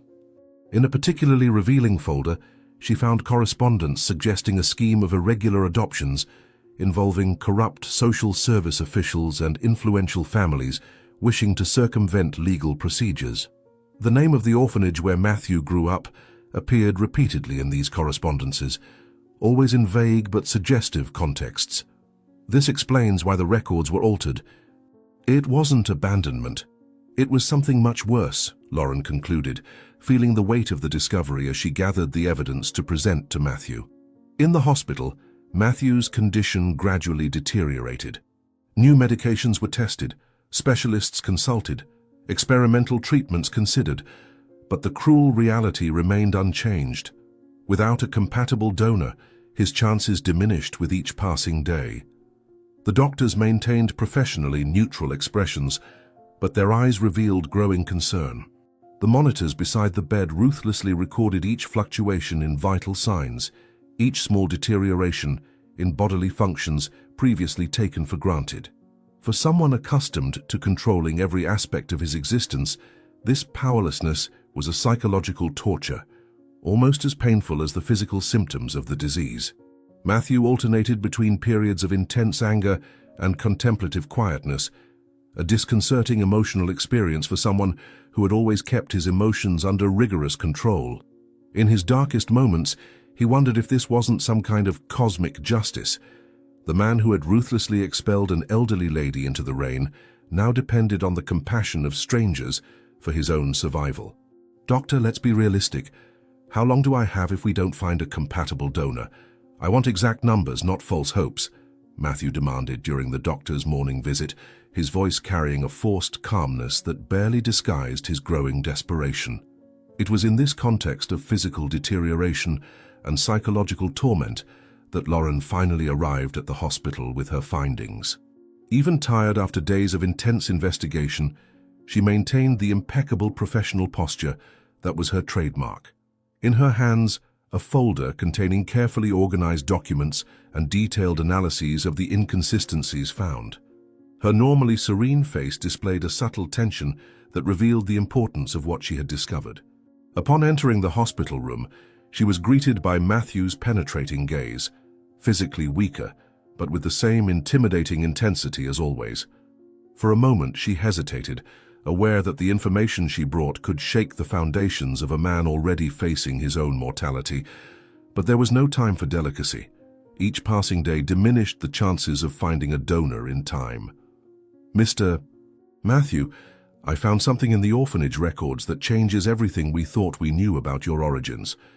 Your birth certificate was tampered with, and there is clear evidence of irregularities in your admission process to the orphanage," Lauren explained, carefully placing the documents within Matthew's reach on the hospital bed.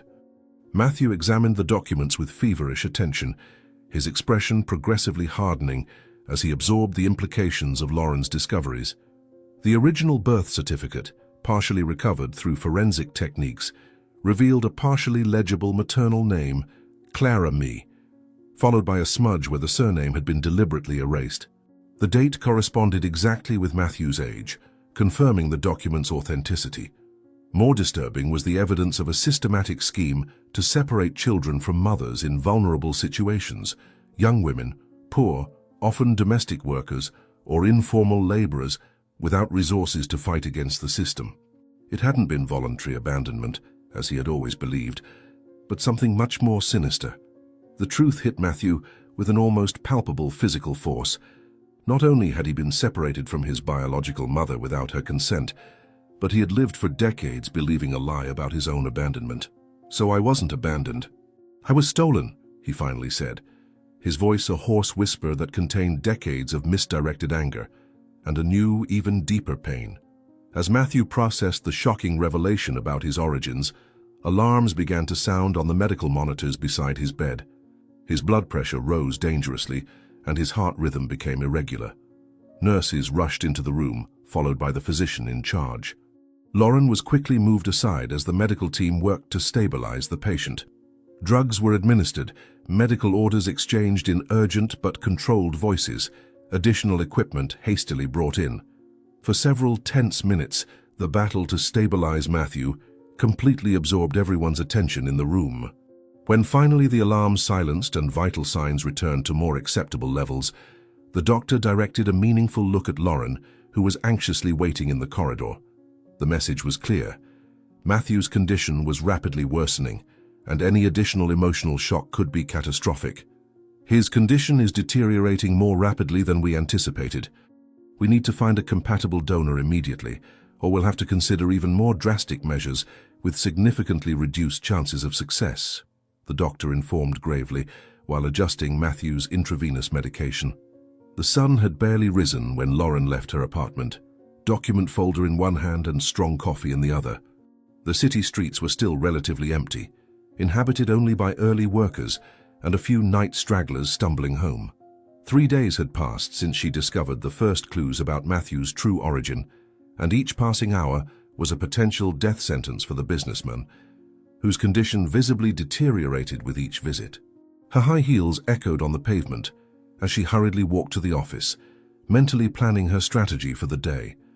The documents recovered from the orphanage revealed a disturbing pattern of children separated from vulnerable mothers during a specific period, approximately 30 years ago.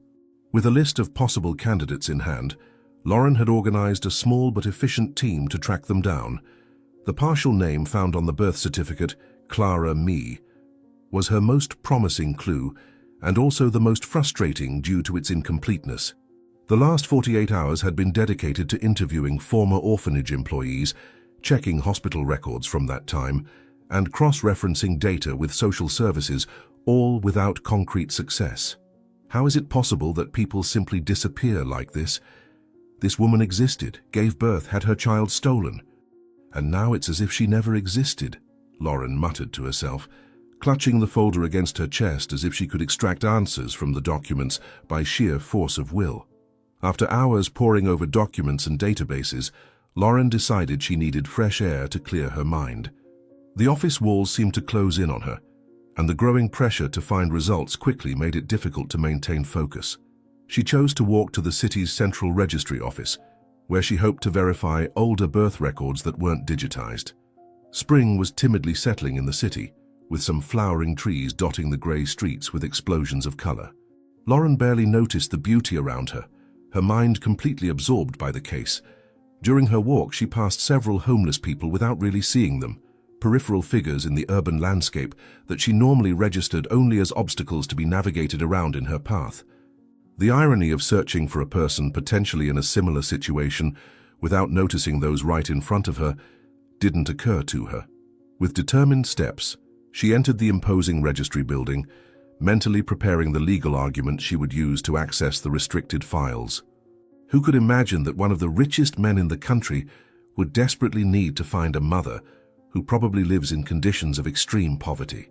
Life has a truly perverse sense of humor, she thought, while presenting her credentials to the registry clerk. 2 hours later, Lauren left the registry with an expression of barely contained frustration. The older records were in deplorable conditions, many of them damaged by water leaks or simply lost during transfers between departments. The little information she had managed to obtain only confirmed what she already knew. There was a systematic scheme of record falsification, but the specific details of Matthew's case remained obscure. She was walking distractedly, looking at the documents in her hands when she felt a sudden impact. She had collided with someone. Important papers scattered across the ground, mixing with dry leaves and sidewalk dust.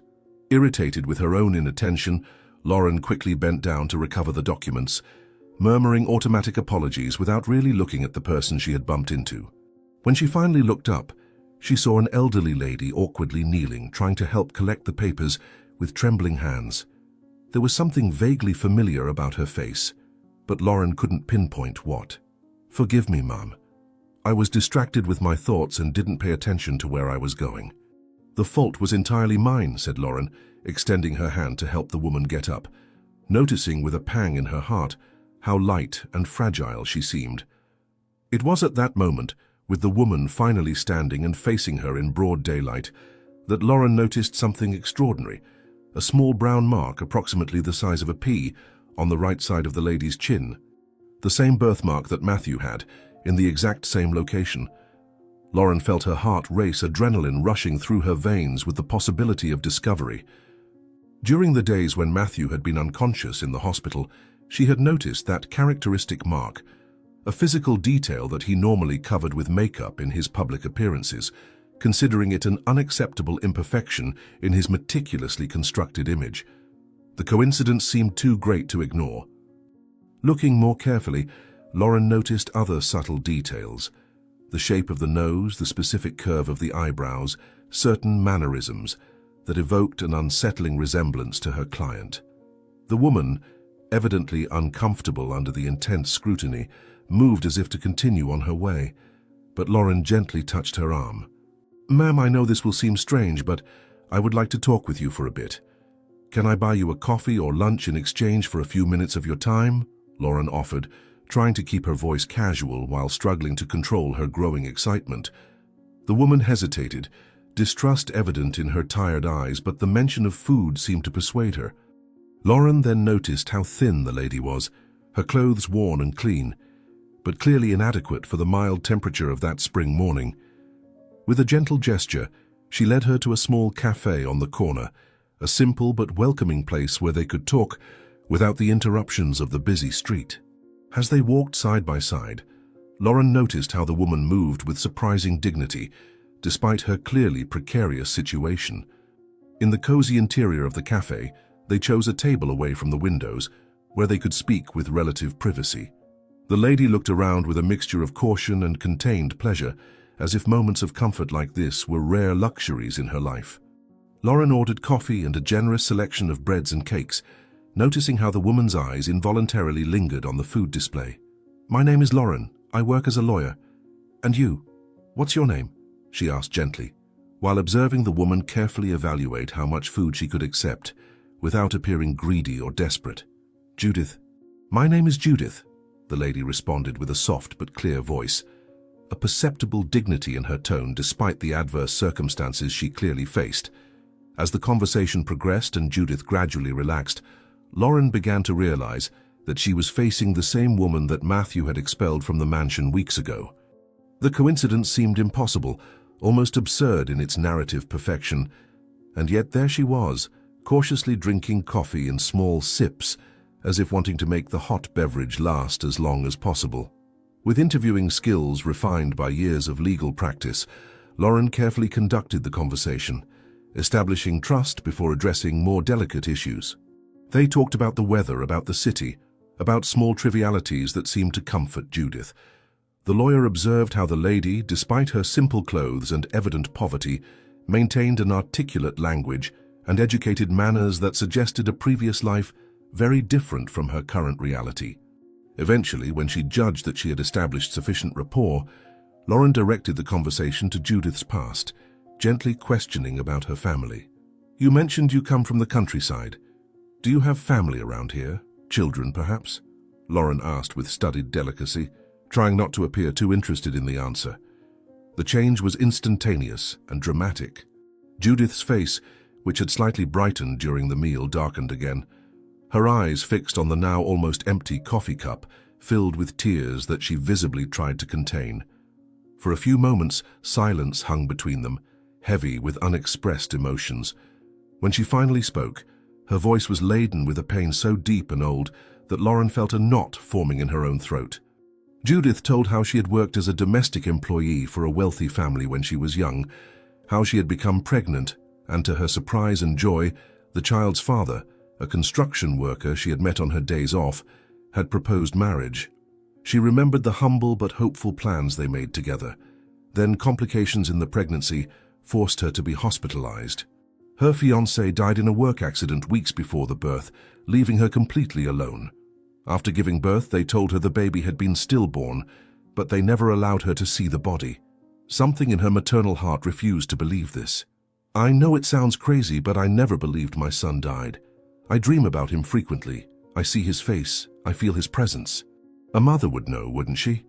"For years I looked for clues, saved every penny to hire people who could investigate, but always came to dead ends," Judith confessed, her voice breaking with the contained emotion of decades. Judith's story continued to unfold, each detail confirming Lauren's suspicions. The date of her son's birth, the specific hospital staff mentioned, the exact period that coincided with the illegal adoption scheme documented in the files she had found, everything fit perfectly. Judith explained how she gradually lost everything. First her job, when her obsession with finding her son made her appear unstable in the eyes of her employers, then her small savings, eventually her rented apartment. The decades passed, and she found herself progressively marginalized, her increasingly worn appearance closing doors to potential jobs. In recent years, she lived mainly on the streets, occasionally securing temporary cleaning jobs that barely covered basic necessities. Recently, she had found shelter in an abandoned mansion where at least she had protection from the elements, until being evicted by a rich and cruel man who had purchased the property. He didn't even look me in the eyes while ordering me to be thrown out, as if I were less than an insect, less than dust under his expensive shoes. I prayed for him, you know, not for revenge, but for God to soften his stone heart before it was too late for his soul," said Judith, a surprising compassion permeating her words despite the injustice suffered. Lauren felt torn between the professional excitement of discovery and human horror at the tragedy that connected these two lives in such improbable ways. The mathematical probability that this woman was truly Matthew's biological mother was overwhelming. The coincidences were too numerous, the connections too specific to be chance. And yet, the idea that a powerful man like Matthew could be the son of a homeless woman seemed almost absurd, a fairy tale twist in reverse. But the identical birthmark, the correct age, the history compatible with the doctored records, and now this additional connection through the mansion, everything pointed to a truth that seemed simultaneously impossible and inevitable. Lauren knew she needed to act quickly.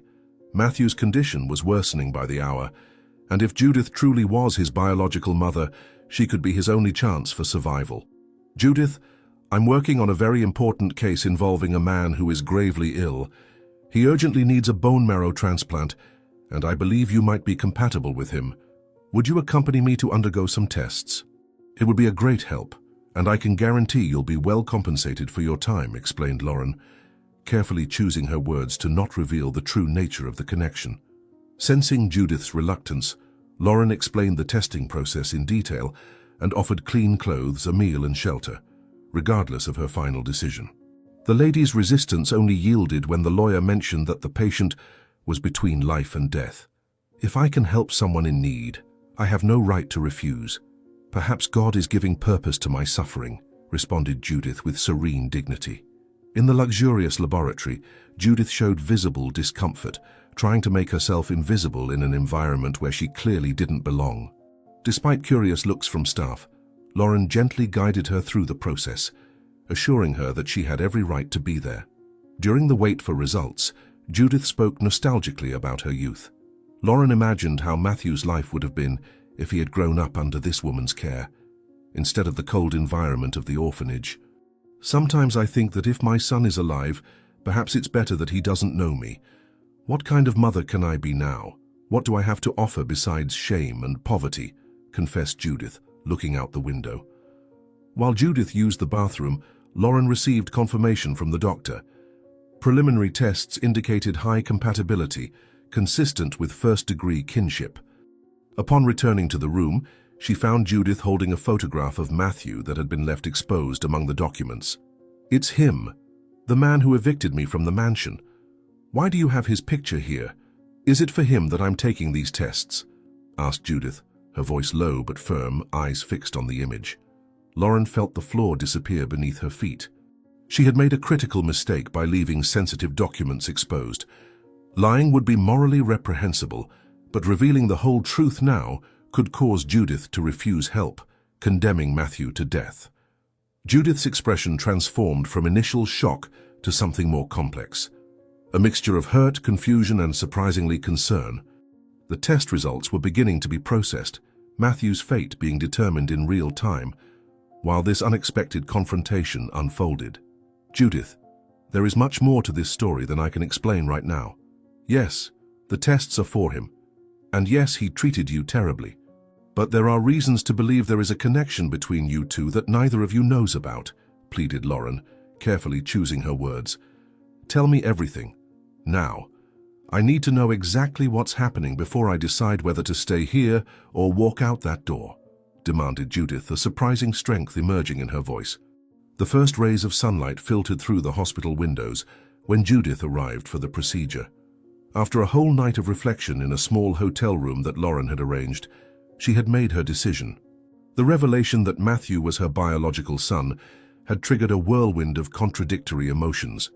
Anger at the cruelty with which she had been treated, shock at the impossible coincidence, but above all, a deep and irrepressible feeling of maternal love that not even decades of separation had managed to erase.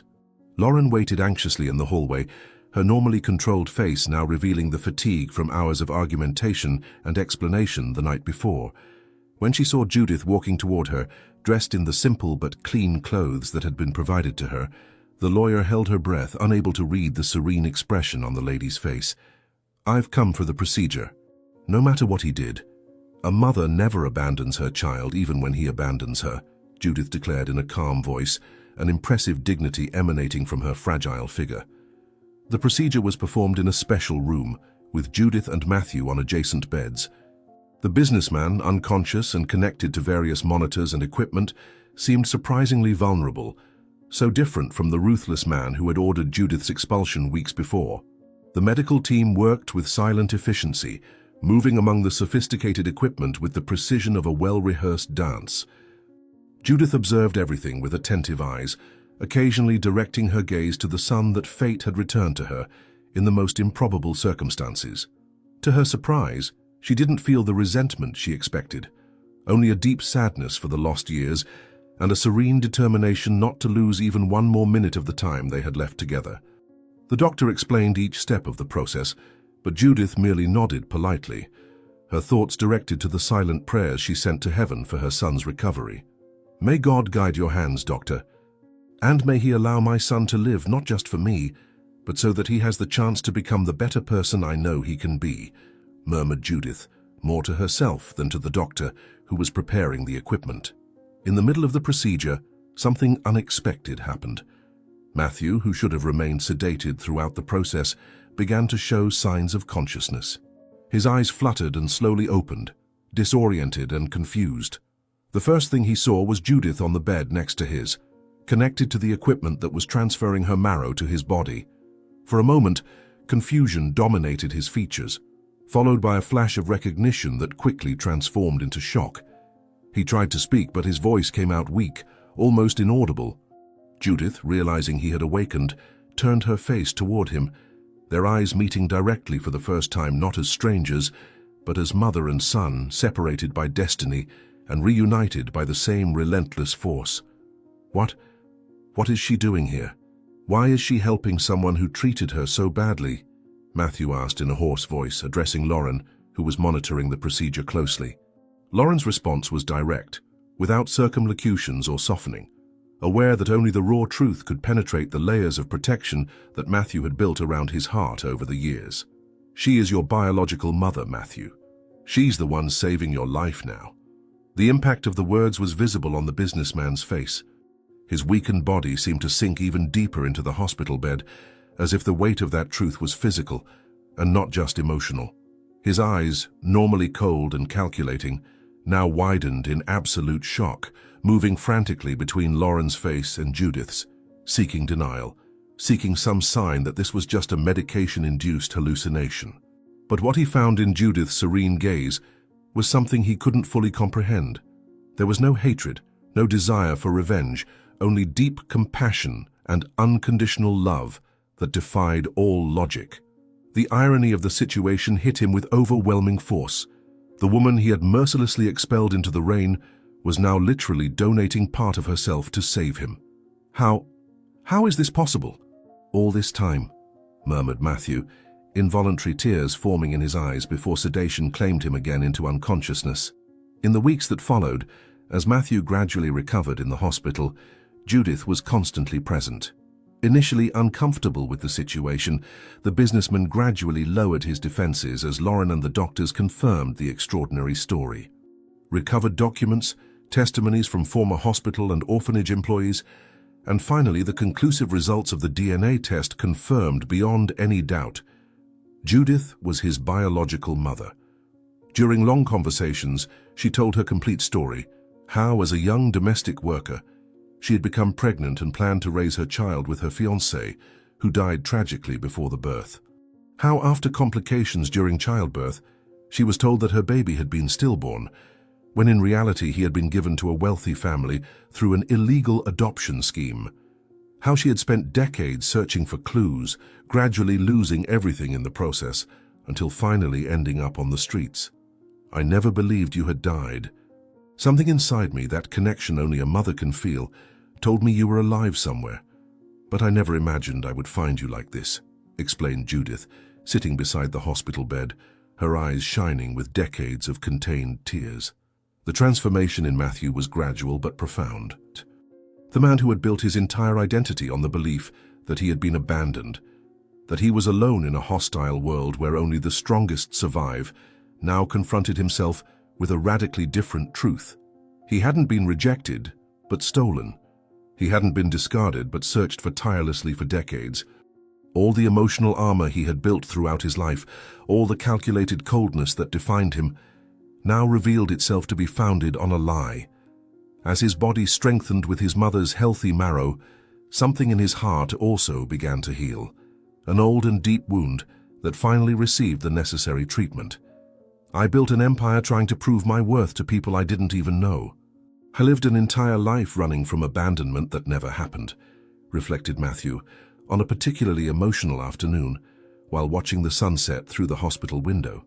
After being discharged, Matthew surprised everyone by cancelling the business complex plans, generously compensating the workers. Instead, he began restoring the mansion to create a true home for him and Judith. Each decision was made together, with Matthew genuinely valuing his mother's opinion, a completely new experience for someone accustomed to deciding everything alone. I want this place to be our home, not just mine. Tell me what would make you happy here, and I'll make it happen, he said to Judith with surprising gentleness as they walked through the rooms under renovation. Months later, both the mansion and Matthew were transformed. The garden, previously a construction site, now flourished with plants that Judith lovingly tended to. Part of the property was converted into a shelter for homeless people, offering housing, professional training, and medical assistance. Matthew helped with economic reintegration plans, while Judith provided emotional support based on her own experience. On a beautiful spring morning, working together in the garden, Matthew looked at his mother with dirt-covered hands, something previously unthinkable, and felt an overwhelming wave of gratitude. I wasted so much time chasing wealth when my true treasure was so close, he said, spontaneously embracing Judith. Their story became a symbol of hope in the community. The ruthless businessman disappeared, replaced by a man who understood that true value lay in human connections. Judith, who had endured decades of suffering without losing her compassion, radiated a serene happiness that inspired everyone around. Together, they proved that it's never too late for redemption, and that even the most unlikely stories of separation can culminate in reunions that heal deep wounds. You know, son, this house was never just yours or mine. This house is now ours and belongs to everyone who needs a place to start over, declared Judith as they watched the sunset, their hands intertwined in a bond that not even decades of separation could destroy. Did you like Matthew and Judith's story? Then subscribe to the channel, leave your like and comment where you're watching from. Oh, and there's another story waiting for you here on the screen. Click there and I'll be waiting for you.